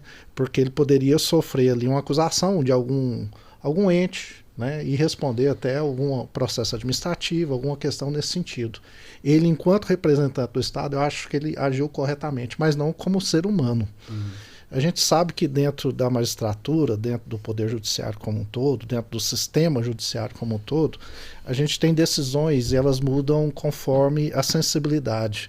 Eu não sei se tem alguma jurisprudência com relação a isso e tal, mas eu gostaria que o senhor discorresse sobre o assunto. Como é que um magistrado poderia agir se ele fosse provocado com relação a isso? Né? Se ele teria a capacidade ou a possibilidade de ir além do que está ali na letra fria da lei. Porque a gente sabe que a lei, ela, por vezes, ela está de forma totalmente desconecta com a realidade, né? Assim como estão os nossos legisladores do momento. Né? Que eu vejo essa desconexão. Eu percebi aqui que o Ministério Público, o Executivo através da Polícia Civil, a magistratura representando o Poder Judiciário, estão bem imbuídos, estão numa sinergia muito grande com diversos assuntos sociais. Enquanto que a legislação, o Poder Legislativo está desconexo. Como é que os outros poderes podem reagir com relação a isso, por favor? É uma resposta muito difícil, porque eu acho que atualmente o Legislativo está passando por uma crise muito profunda, um enfraquecimento muito profundo, construído a partir de uma premissa de perpetuação do poder, na verdade. Porque qualquer tipo de pauta que o político vê como algo que pode colocar em risco a sua carreira política, vamos dizer assim, ele fala, olha, ele tem lá sempre um grupo de marketing para dizer para ele o que ele deve ou não deve fazer. E isso acaba enfraquecendo no legislativo a um ponto absurdo que nós estamos tendo hoje, porque a atividade legislativa é, antes de tudo, uma atividade altamente complexa. É muito difícil fabricar uma lei. É muito difícil. Se você pegar os bastidores, por exemplo, onde eu estudei, onde eu tenho um livro da área jurídica, que é de execução penal, se pegar os bastidores da construção da LEP, é terrível. Porque foi um monte de jurista apenas pensando, do ponto de vista ideal, o que seria bom, e ninguém de outro ramo foi ali consultado, do ponto de vista econômico, do ponto de vista social, do ponto de vista... não tem familiar de preso, não tem... Filosófico, enfim.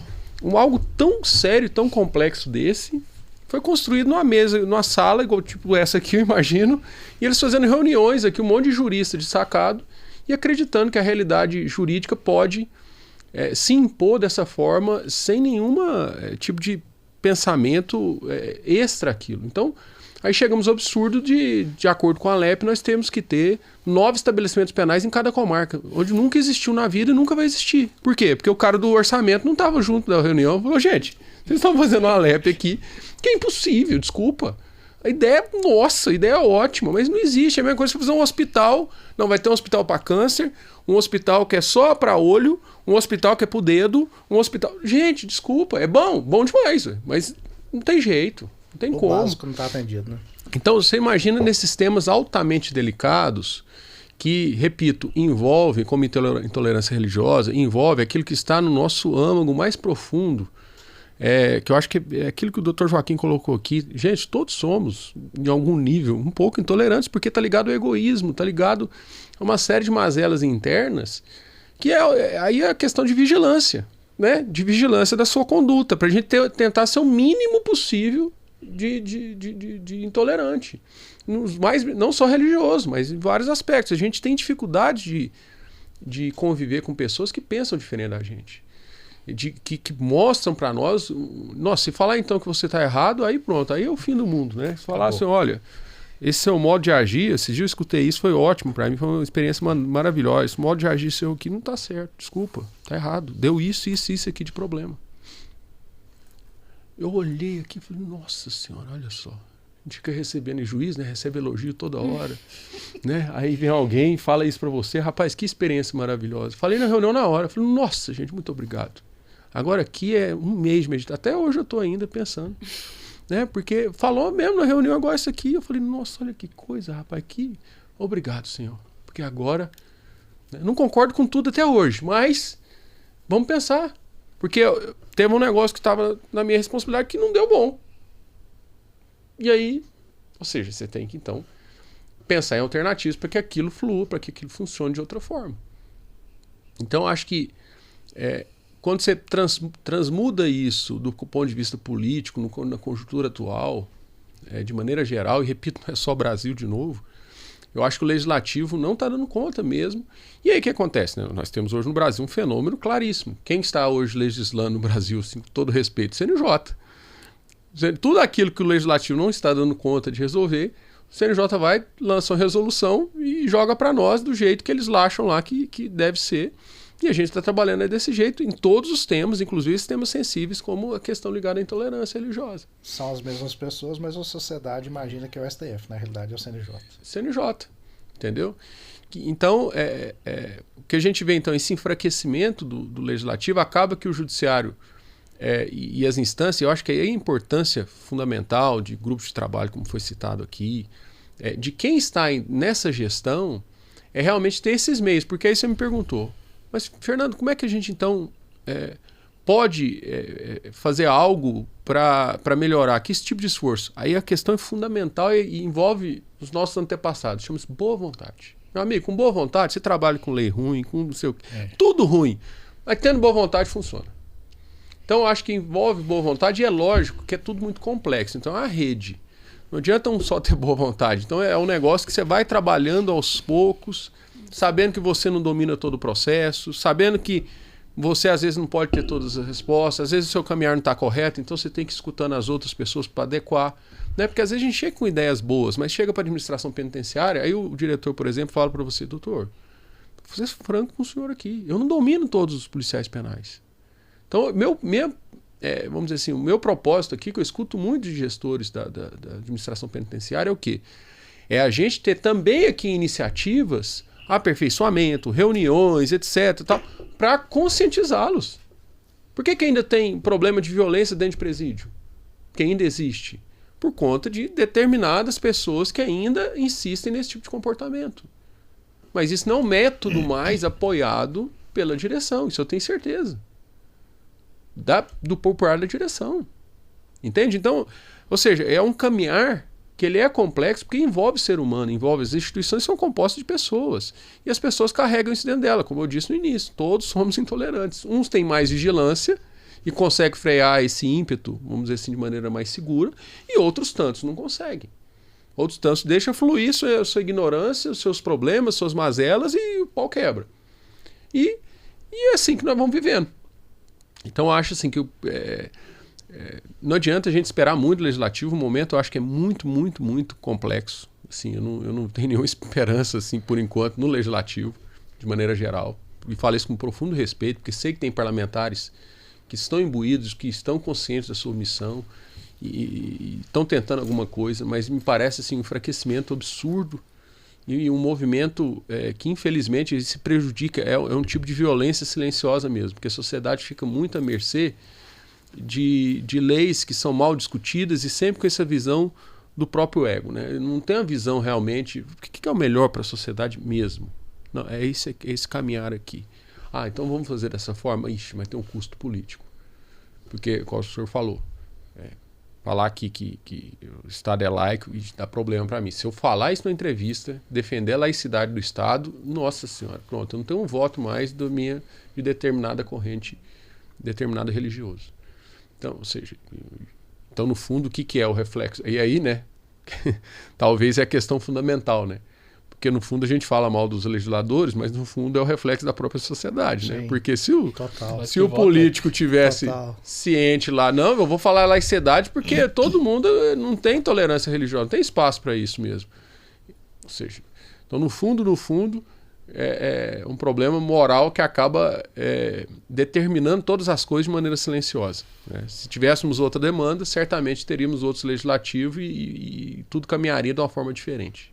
E eu acho que isso vai acontecer. Até porque no Poder Legislativo, a grande maioria das pessoas não sabe como é que funcionam os bastidores, né?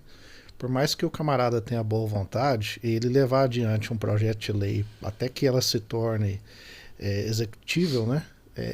Uma grande jornada. Passa-se ali por algumas comissões, independentemente de ser poder municipal, estadual ou federal, principalmente. São inúmeras pessoas, né? Tem que ter um número mínimo de votos. E até que isso seja sancionado, né, e publicado como lei, é uma jornada gigantesca. O camarada às vezes tem que se levar a determinadas situações e negociações que ele prefere deixar de lado, como o senhor mencionou. Agora, doutora Ana, nós mencionamos aqui, eu mais cedo falei sobre didática, doutor Fernando falou agora sobre autovigilância, né? E eu sempre vejo o Ministério Público como precursor em várias atuações de políticas públicas. E eu gostaria de saber da senhora se o Ministério Público poderia levar isso adiante em algum momento, de alguma forma, justamente o seu pensamento pessoal. A senhora falou em semear, né? Então, trazendo todas essas palavras-chave ali, de autodisciplina, né? De autovigilância, de capacitação, de didática e do semear. Há alguma coisa hoje já no Ministério Público com relação a isso? A senhora entende, assim como o doutor Joaquim, precursor ali, um bandeirante dentro da Polícia Civil que pode ser plantado dentro do Ministério Público, que possa fluir nesse sentido? Até porque eu percebi ali, vocês falaram mais cedo sobre GT, para quem não sabe, né, o linguajar, às vezes o nosso ouvinte não sabe do que se trata, é um grupo de trabalho, né? O senhor mencionou a Alep, eu não sei o que é a Alep, até é interessante o pessoal poder saber. Eu tomo esse cuidado porque o nosso ouvinte, o nosso telespectador às vezes não sabe o que significa a sigla. Então, lei de execução penal, desculpa. É o hábito, né? Tranquilo. Doutora Ana, por favor. Eu vou só fazer um rememoramento aqui, que eu anotei umas coisas, como eu disse, eu falo com papel. Primeiro, eu acho que o legislador, até por conta hoje da globalização, a gente fala que a legislação ela vem a reboque da sociedade. Então, é normal, é natural, até por todo o trâmite legislativo que você, Fábio, estava explicando, que a legislação ela não venha com esse papel de percussor, de prévio, né? Ela vai vir a reboque. A sociedade ela é muito dinâmica hoje, com o mundo globalizado, a gente vai refletir, a gente vai mudar comportamento muito mais rápido do que a legislação pode acompanhar. Então, é natural que isso venha a posteriori. Mas, assim, no âmbito da liberdade religiosa, especificamente falando, eu acho que já tem legislação de sobra. A gente tem um direito fundamental garantido na Constituição. E eu estava anotando aqui que ele é um direito individual, mas o reflexo dele é muito coletivo. É uma expressão coletiva, de um modo de ser, de um coletivo. Então, seria, assim, muito importante que a gente tivesse essa expressão no legislativo. Mesmo que não fosse para criar ou inovar com atividade legiferante, mas que fosse para levantar essa bandeira de direitos.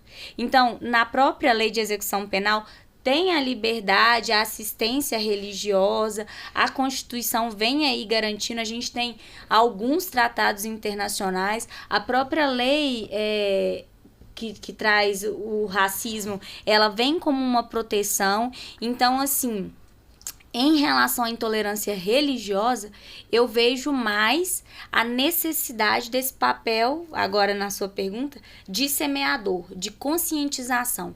Porque é muito difícil a gente descolar da origem, da forma de colonização, da naturalidade. O catolicismo ele já foi uma religião oficial do Estado. E a gente tem toda uma bagagem oriunda disso. Não tem jeito. A gente vai nas casas de justiça, temos os símbolos, até que o Supremo Tribunal Federal reconheceu como uma expressão de cultura, de história. A nossa história, a religião, ela é muito ligada ao poder.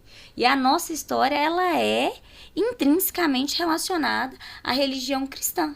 Então, quando eu disse antes o que eu posso fazer, e eu disse o primeiro ponto é a minha atuação individual, é justamente nisso, doutor Joaquim, que o senhor pontuou. Porque eu tenho que pegar um processo, e o dia que eu for dar parecer de uma progressão de regime,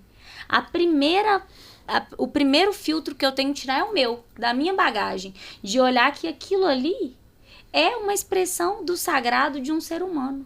E que ele, primeiro que eu acho que isso tinha que ser natural, mas aí falando o que o doutor Fernando falou, que infelizmente nem sempre o é, me forçar a entender que se eu não gosto, o problema é meu. O respeito é obrigação constitucional legal. E eu sou promotora de justiça. Então, assim, além desse papel primário meu de fazer esse filtro e a partir das minhas próprias decisões, que hoje a gente ocupa, que nós três, nós ocupamos cargos que nos permite isso, nos permite dar decisões e influenciar o nosso entorno, que a partir dali você vai plantando uma sementinha, eu vou dar um parecer, vai chegar lá para o doutor Fernando decidir.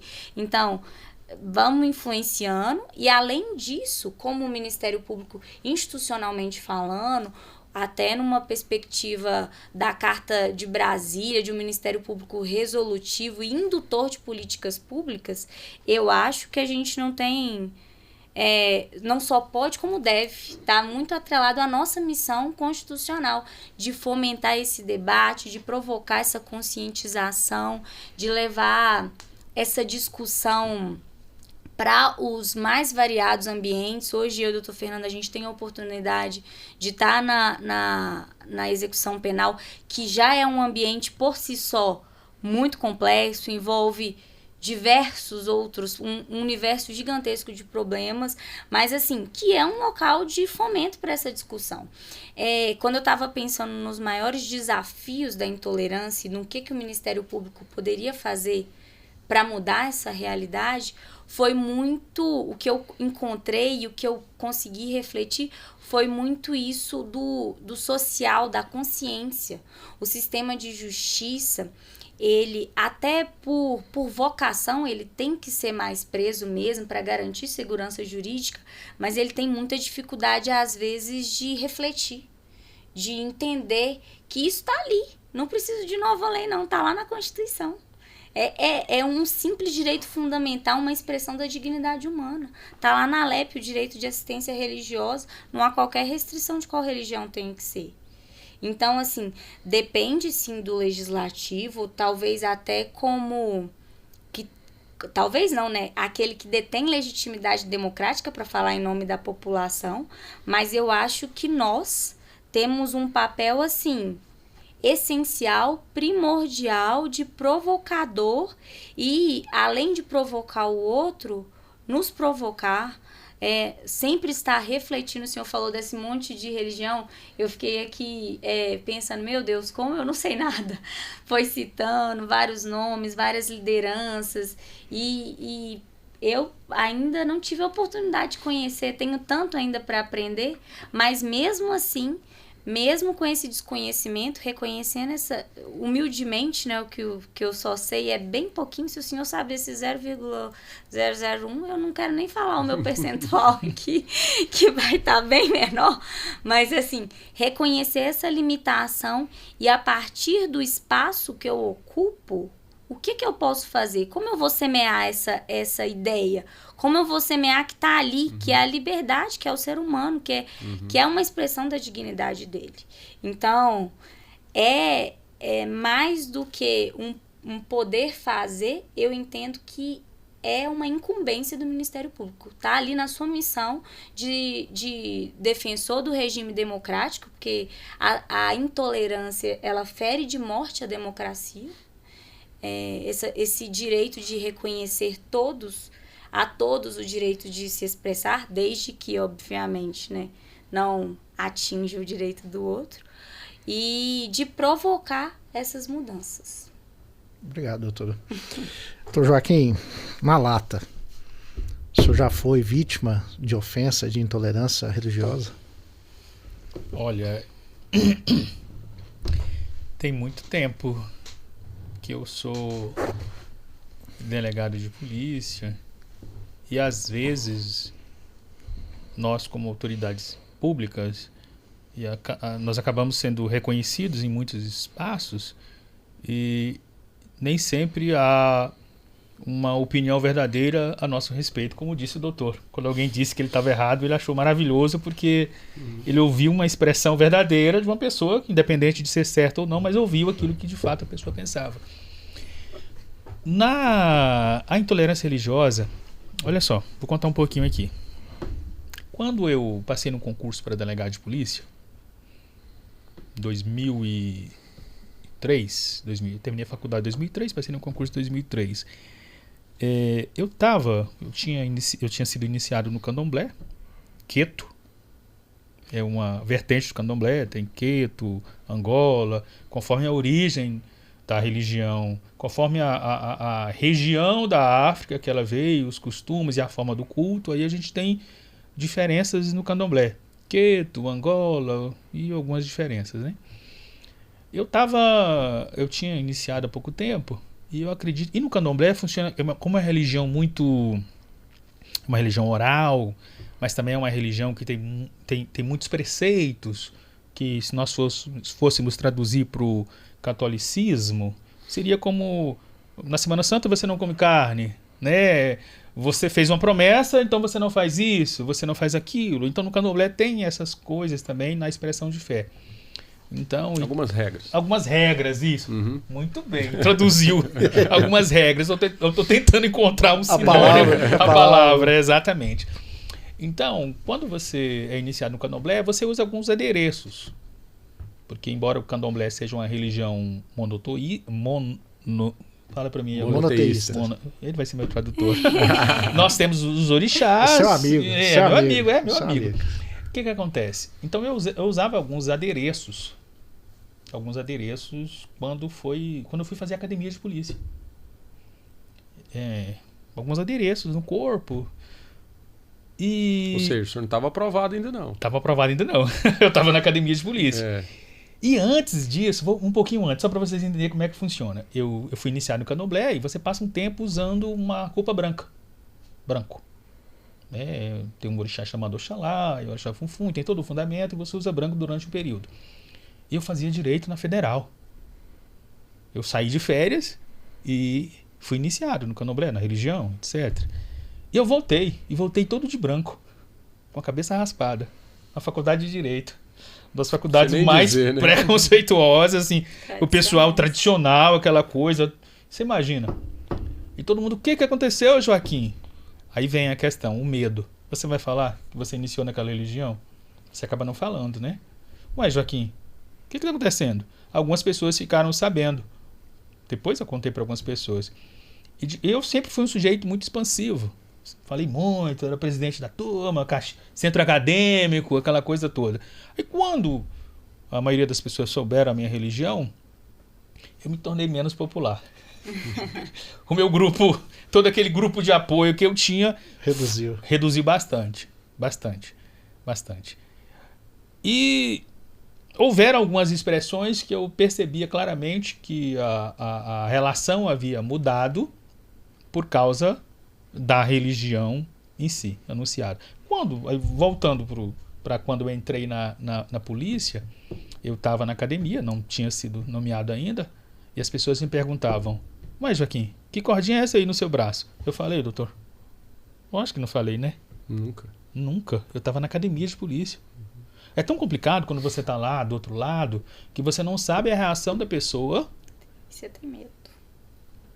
Porque, na verdade, observe, conforme um instrutor que eu tivesse na academia de polícia ou professor, eu poderia ter qualquer motivo para ser excluído do concurso exatamente em razão da minha religião. Você não sabe, mas você tinha boas razões para... Sim, observe, né? Você na situação dessa de fragilidade... Quem né, que ia dizer? Falei, nossa, aí você pega uma situação toda dessa, você vem de todo... Realmente, mas aí depois eu passei por algumas situações, mas situações bem, como eu posso dizer, como eu fui iniciado no candomblé muito próximo da aprovação do concurso, eu acredito que o cargo tenha me protegido. Te ajudo. Então, provavelmente falaram muito mal de mim na minha ausência.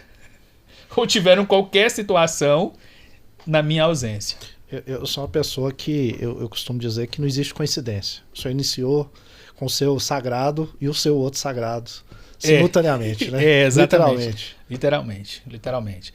Mas passei por algumas coisas, tive algumas situações que as pessoas que eu atendia, depois que sabiam que eu nunca escondia minha religião, elas ficavam um pouco temerosas em relação às minhas decisões. Mas aí depois...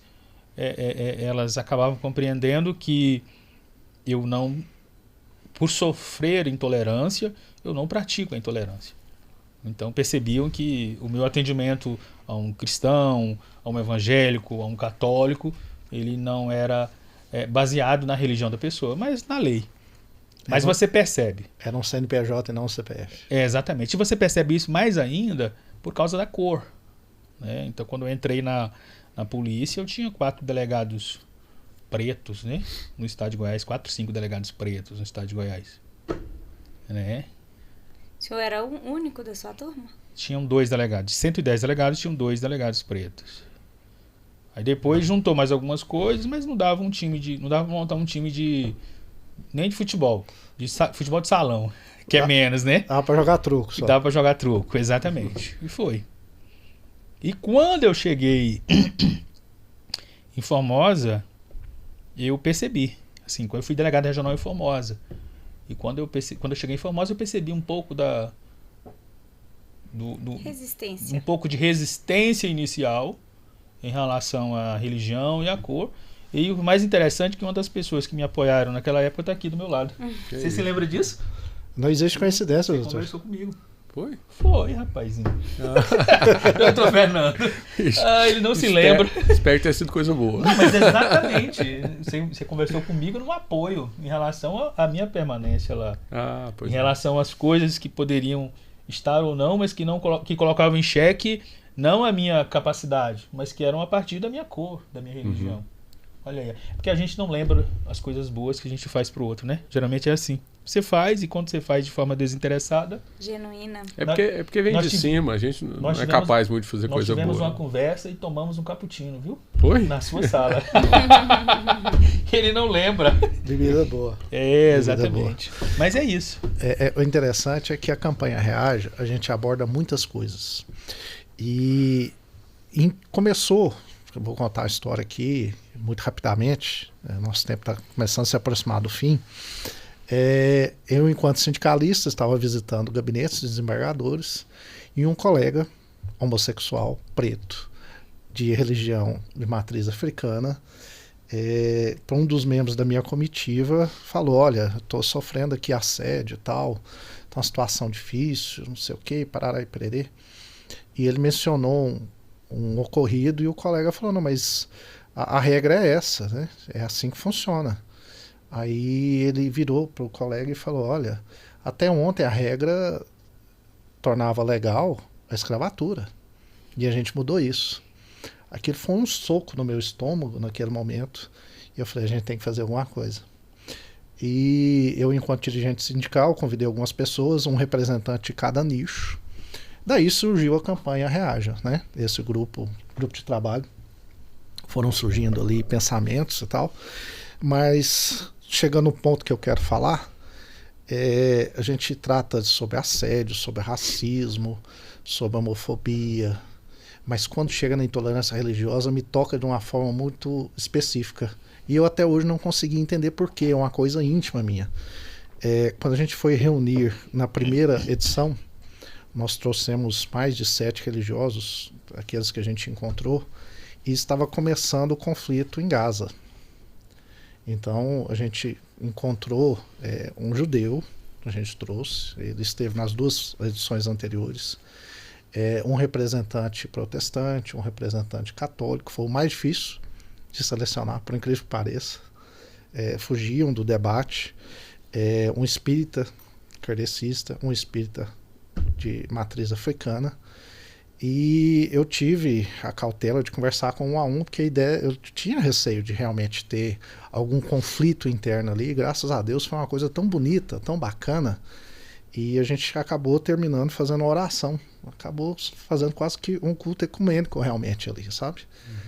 E a segunda edição também, da mesma forma, fluiu muito bem, teve alguns debates mais acalorados, e aqui hoje partiu para um viés que me surpreendeu, um viés muito mais filosófico, e isso me agradou muito, eu quero agradecer vocês.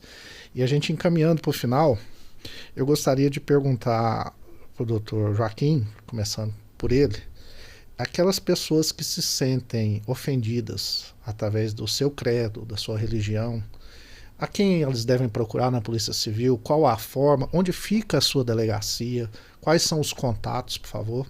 Tá? Hoje aqui em Goiânia, nós temos, funciona da seguinte forma, nós temos unidades policiais no estado todo. A DEACRE, ela atende Goiânia e região metropolitana. Aqui em Goiânia, como funciona? Você pode procurar qualquer delegacia, ou procurar a DEACRE, que fica ali na Praça do Violeiro, no setor Urias Magalhães, mas em 2 ou 3 meses a gente está mudando para o lado do Isidoro. Não tem o 8º DP? Aquela delegacia antiga ali? Ela vai ser a futura sede da DEACRE. A pessoa já está em reforma, então vai ficar próximo do Isidoro, mais acessível. Basta a pessoa procurar qualquer delegacia de polícia e fazer o registro. Só lembrando que é muito importante porque falar e não provar é o mesmo que não falar. Então, quando a pessoa for ofendida na sua religião, uma testemunha que estava do lado, pegar o nome da testemunha, uma gravação, o print da conversa e uma série de qualquer coisa que ela possa usar para que a fala dela seja comprovada. Mas basta ela fazer uma ocorrência. Lembrando que hoje é importante as pessoas terem uma noção de que a gente trata a intolerância religiosa em 2 vieses. A intolerância religiosa como uma injúria, como uma ofensa pessoal direcionada à pessoa, nós tratamos ela no artigo 140, parágrafo 3º do Código Penal. Né? A intolerância religiosa, ela exige que a pessoa procure a delegacia, que a pessoa represente, e o processo é de ação pública condicionada. Agora, se a intolerância religiosa ela não for uma injúria, uma ofensa pessoal, mas ela se dirigir ao grupo, ou tiver outros atos diferentes, aí vai para a Lei 7.716. Aí o crime é de ação pública incondicionada, o tratamento é um pouco diferenciado, embora as penas sejam iguais. Mas o mais importante, se você foi ofendido, né, e é qualquer ofensa. Então aqui em Goiânia a gente tem pessoas que às vezes a pessoa está com a roupa de candomblé, aí ela chama um táxi. Aí o táxi chega, aí a pessoa olha para mim, eu não levo macumbeiro. A pessoa está eu já tive situação da pessoa chegar numa distribuidora de bebida para comprar um refrigerante e ela ter a venda negada porque aquele sujeito que está lá, ele não vende para aquele tipo de gente. Ou então pessoas que estão comendo um espetinho à noite e chegam vestidos de roupa e ficam um pouco lá e de repente alguém avisa eles que aquele ali não é o lugar deles porque eles não atendem e nem querem esse tipo de gente no ambiente. E N's, né? Então já tem situação de pessoas esfaqueadas, agredidas, terreiros queimados, tiro na porta, derrubando o portão e assim por diante. Então, o que essas pessoas precisam fazer? Elas precisam denunciar. Porque se elas não denunciarem, a doutora não vai ter a oportunidade de oferecer a denúncia e o doutor não vai ter a oportunidade de julgar. Nós sabemos que a educação, que a conscientização é o melhor. Mas enquanto isso não chegar, que isso caminha de forma muito lenta, as pessoas têm que denunciar, porque a mudança de comportamento ela ocorre dessa forma. Porque aí a pessoa que for intolerante, ela vai ser processada. Aí o vizinho dela vai saber que ela está sendo processada porque ela foi intolerante, o pai, a mãe, o tio, e acaba sendo pedagógico, né? O processo, ele tem a pedagogia, né? Porque a pessoa cometeu um erro e as pessoas percebem. E é tão complicado isso, já partindo para o encerramento, que muitas vezes nós vamos interrogar ou ouvir uma pessoa que praticou intolerância religiosa, ele está tão imbuído da verdade da fé que ele reafirma a intolerância no interrogatório. Porque ele tem aquela intolerância, aquele comportamento como situação de salvação da alma dele. A intolerância, ela se complica a partir do momento que o sujeito tem um comportamento como regra para alcançar os favores do Deus pessoal dele. Combater o demônio. Olha como é grave. Então a pessoa, na verdade, quando queima um terreiro, quando bate numa pessoa de religião de matriz africana, ou xinga, ou expulsa, no íntimo dela, ela não está fazendo nada errado.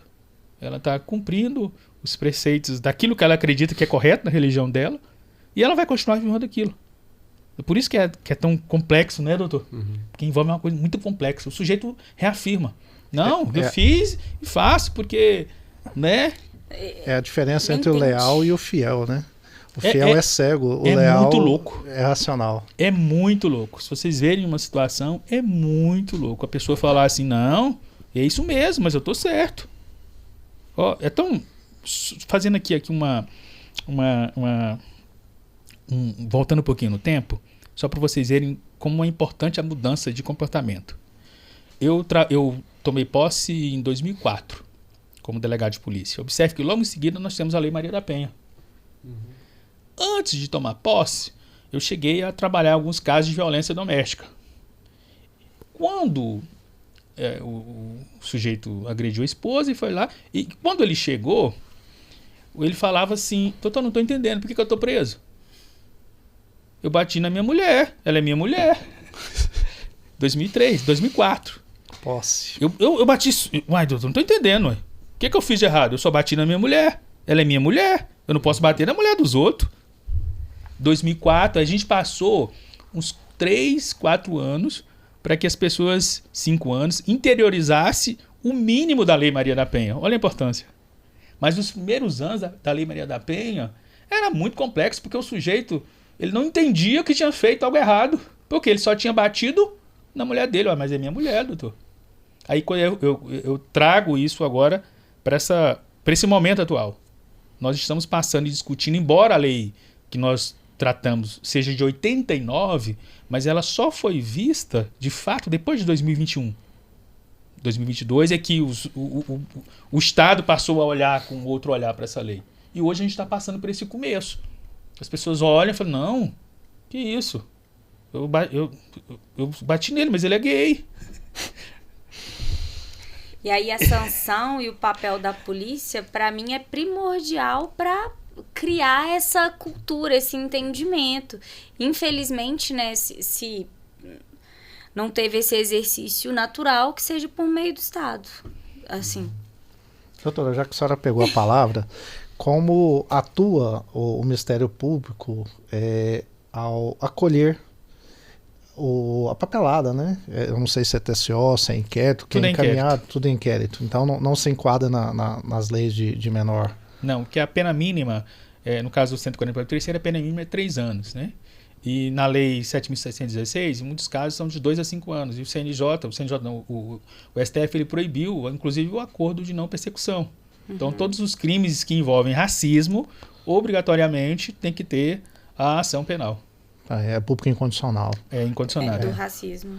Sim, então eu gostaria que o senhor discorresse como é que é esse acolhimento do Ministério Público né? Como é que ele trata essa questão. Até o Dr. Joaquim mencionou que uma parte ela é pública condicionada e outra parte é pública incondicionada. Até para o público poder entender isso, porque a gente não sabe quem está nos assistindo. Talvez seja alguém que seja vítima e procura alguma informação. O que é público incondicional, o que é público condicional e qual é o trato que o Ministério Público dá a essas denúncias, por favor. Tá. Como o Dr. Joaquim já fez essa explanação muito bem, inclusive, existem, em relação ao racismo religioso, a possibilidade de enquadrar, não vai ser racismo religioso, da injúria religiosa, em 2 tipos legais. E a principal diferença entre eles vai ser essa destinação dessa intolerância, dessa ofensa. Se ela for direcionada ao indivíduo, e aí uma ofensa pessoal vai incorrer na injúria, que é um crime de ação penal condicionada à representação. Embora o Ministério Público seja o titular da ação penal, quem vai oferecer a denúncia, ele só pode fazer isso com a representação da vítima. Então, é muito importante que essa vítima vá aos órgãos competentes, seja a Polícia Civil ou ao próprio Ministério Público de forma direta, que ele tem essa competência, essa possibilidade, atribuição para desenvolver e tocar investigações criminais, ou ele vai até mesmo redirecionar a própria Polícia Civil para que, instruído esse inquérito, e já com a representação da vítima, o promotor de justiça possa ali, se convencido, né, da ocorrência do crime, propor a ação penal. E é muito importante isso que o Dr. Joaquim abordou, porque é um processo que envolve uma certa dificuldade probatória. Então, essa indicação da testemunha, se tiver filmagem, se tiver o print, tudo que puder comprovar a versão. E às vezes eu falo isso muito para as pessoas que chegam até a minha porta. O judiciário, ele precisa de papel, assim, num sentido lato. Ele precisa de documento. A versão, às vezes até a pessoa não consegue compreender. Ah, doutora, mas a senhora não está acreditando em mim? Falo, eu estou acreditando no senhor, mas se chegar outra pessoa aqui, eu tenho que acreditar nele igual. Então, a gente precisa, para formar o convencimento do Ministério Público e a posteriori do próprio juiz de direito, que haja esse recolhimento de evidências do fato. Além da injúria, que é quando essa ofensa é direcionada individualmente, pode haver a tipificação do racismo no seu viés religioso. E aí vai ser aplicada a lei de crimes raciais, que tem toda uma implicação, vai ser uma ação incondicionada, aí independe até da representação da vítima. Se o Dr. Joaquim ficar sabendo que aconteceu o crime, ele não precisa da vítima ir lá pedir para que seja perseguido. Ele pode, de ofício, vislumbrar uma situação de intolerância, de tipificação do racismo, instaurar o inquérito, tocar a investigação, depois encaminhar para o Ministério Público. Esse racismo, o típico racismo religioso, ele vai envolver a ofensa, a intolerância de uma forma mais geral, direcionada a todos aqueles praticantes da religião. Então, e alguma restrição de direitos. Não vai ser direcionada àquela pessoa que estava ali num bar. Eu sou dona do bar e aí eu vou proibir qualquer pessoa que esteja trajado de branco de adentrar o meu recinto.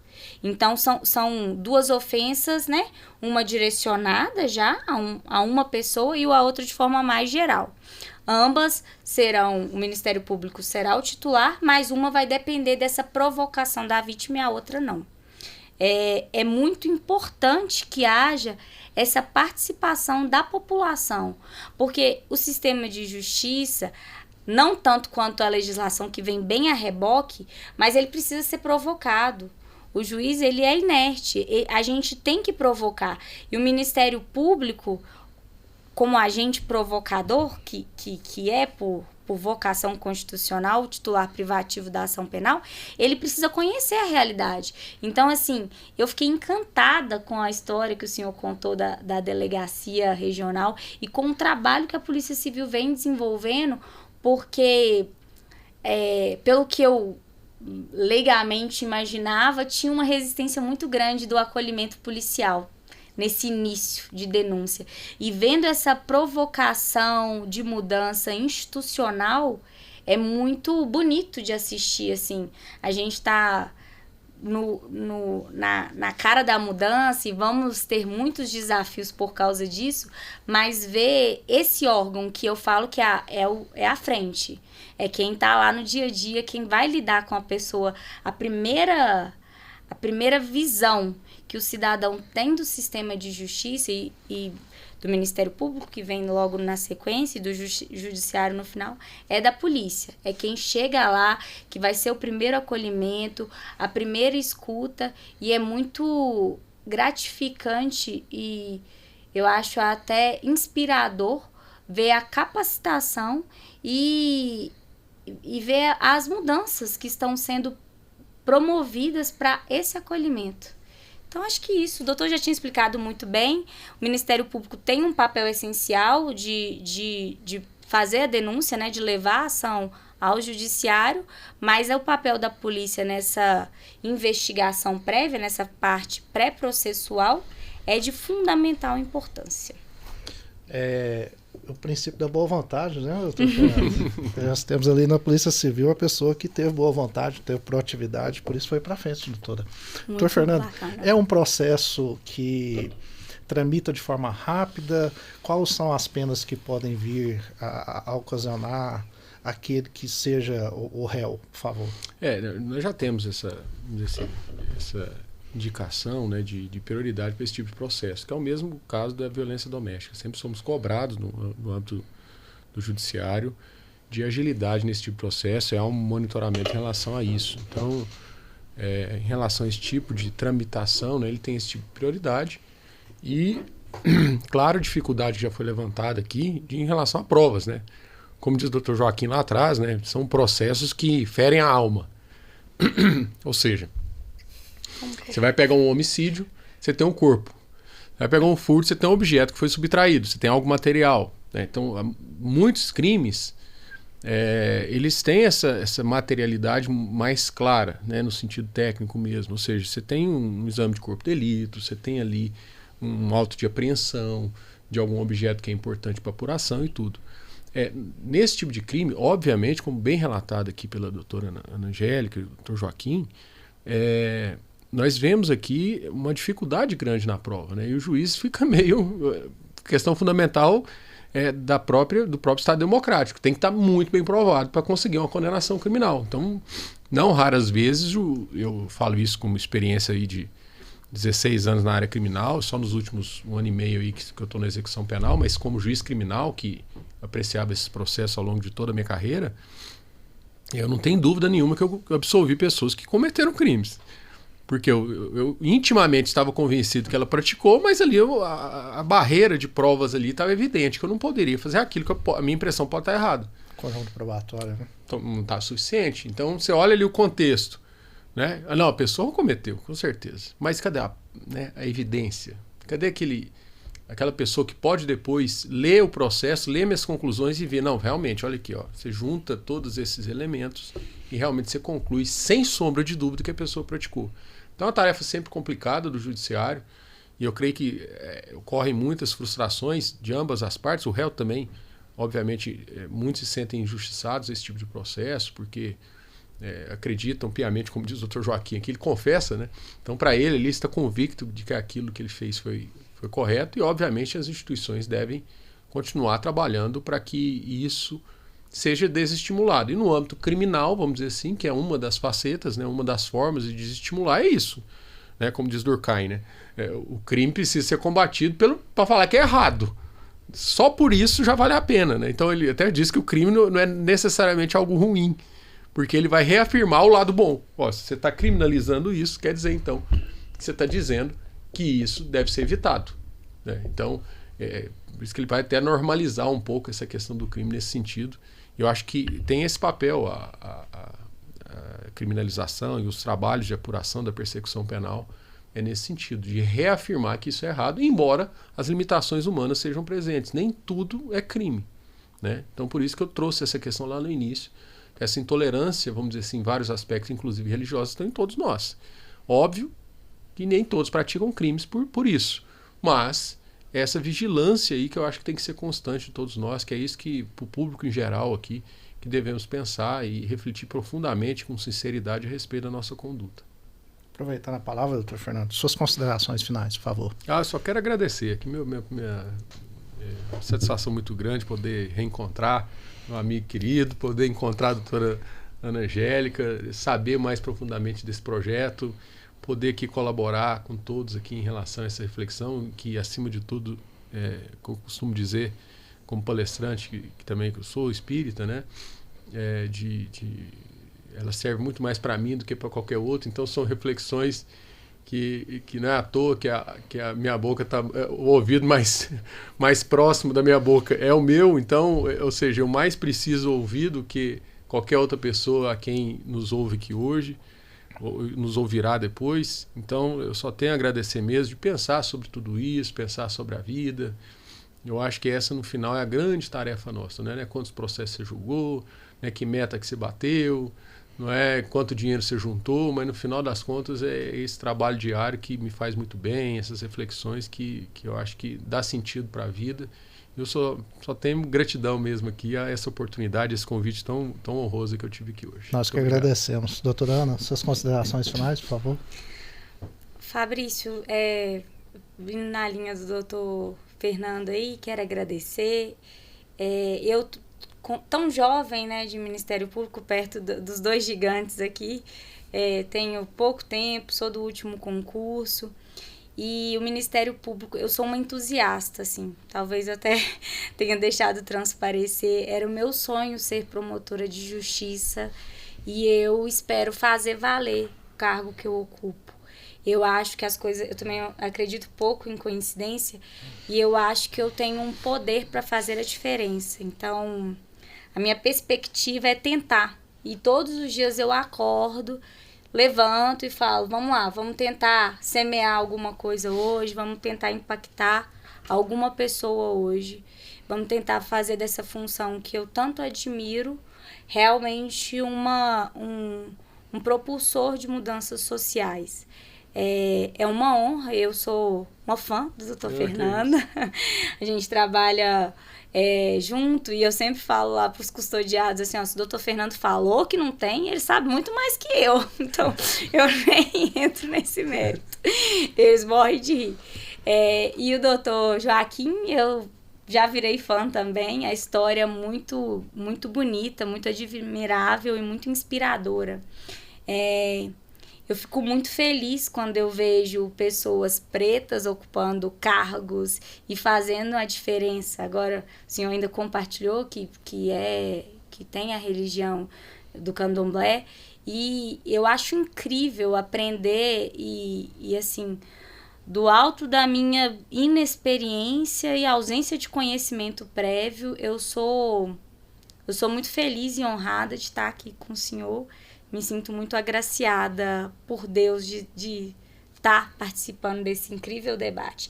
Parabéns ao Cine de Justiça, eu acho que é uma campanha incrível, que promove reflexões muito importantes e partindo de servidores que estão ali e acompanham tudo. Eu falo que eu não sou ninguém sem a minha equipe, porque eles que estão lá batalhando no dia a dia, então eu acho que é de muita grandiosidade e também é um pouquinho de semear pensamentos novos. Então, muito obrigada pela oportunidade, saí daqui maior do que cheguei, com muito mais dúvidas e só tendo certeza da nossa insignificância, da minha insignificância no mundo. Obrigada. Não perca seu entusiasmo, doutora. Meu amigo Joaquim, vou te chamar de amigo a partir de agora. Suas considerações finais, por favor. Primeiro, Fabrício, quero agradecê-lo e dizer que o Cine de Justiça representam as pessoas que fazem a justiça ao lado dos juízes. Então, discutir esses assuntos com as pessoas que estão no balcão e que vão atender é muito importante. Eu acho assim, porque na verdade a pessoa vítima, em muitas vezes, ela não vai ter acesso ao juiz no primeiro momento. Ela vai ter acesso ao sistema de justiça via um serventuário da justiça. Então, o serventuário do Poder Judiciário, ele tem que estar muito bem preparado. Ele tem que estar com a mente além da mente do homem comum, do senso comum. Porque ele vai atender todas as mazelas, todas as causas, ele vai ter que ter empatia e alteridade com as pessoas. Então, parabenizo o Sim de Justiça, parabenizo você, Fabrício, porque é preciso que alguém mova o volante numa direção ou noutra. O carro não anda sozinho, alguém tem que mover o volante. Então, acho muito importante. E Joaquim mesmo, viu? Tá certo. Só Joaquim tá ótimo. Doutora Ana, 6 meses. Você lembra quando a gente tinha 6 meses? Nem lembra mais. 6 meses.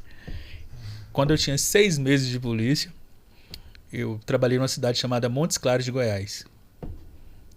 Tinha um batalhão, não, tinha um destacamento da PM.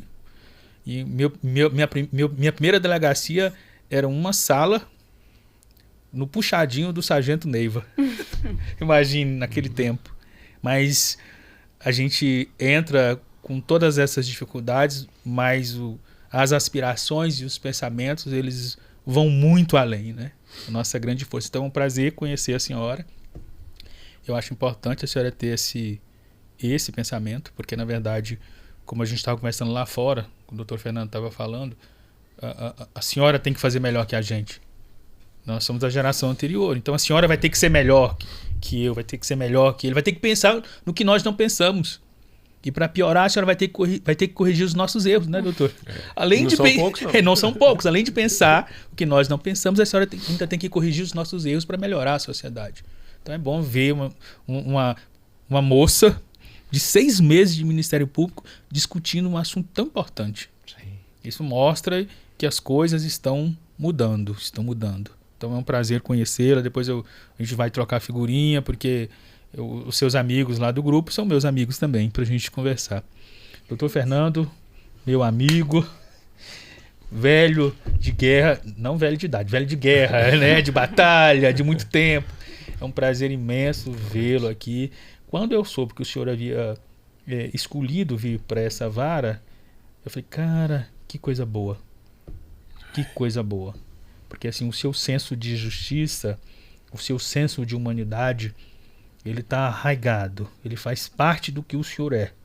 Então, assim, é interessante, quando eu fui delegado lá e trabalhei com o doutor Fernando, porque eu sempre confiava nele. Porque ele era meu amigo? Não. Porque se eu estivesse certo, estava certo. Porque ele sempre agiu dessa forma. Então, ter uma pessoa com esse pensamento humanitário, com esse pensamento, com esse senso de justiça que vai além do umbigo, que engloba toda a comunidade, numa vara de execução penal é muito importante. Porque, na verdade, para alguns, o senhor está cuidando do lixo da humanidade. Sendo assim, curto e grosso, na real, é isso. Na lata. Para alguns, para o senhor fazer alguma coisa boa, o senhor tinha que colocar gasolina e tocar fogo. Já ouvi esse tipo de comentário. E o senhor está lá tentando melhorar, e eu tenho certeza que a execução penal ela não será nunca mais a mesma depois da implementação dos seus pensamentos. Obrigado. Viu? Eu tenho certeza disso, porque o seu senso de justiça ele é muito aguçado. E eu agradeço muito a oportunidade de conhecer a doutora, de rever meu amigo, de ganhar um novo amigo, dizer que nós na DEACRE estamos à disposição, sempre. Ao final do nosso vídeo, eu solicito para que o pessoal da nossa comunicação coloque lá os contatos, né, tanto do Ministério Público, da DEACRE, né, seja e-mail, endereço, Perfeito. telefone, WhatsApp, quais são as ferramentas que as pessoas que se sentam vítimas, né, perseguidas, ofendidas, possam entrar em contato e se verem acolhidas, né, e dar encaminhamento para o devido processo legal como há de ser. Agradeço a todos vocês, foi um prazer imenso. Aqui a gente teve uma energia muito boa, né, uma sinergia muito boa entre nós. E fiquem todos com Deus e até a próxima. Amém.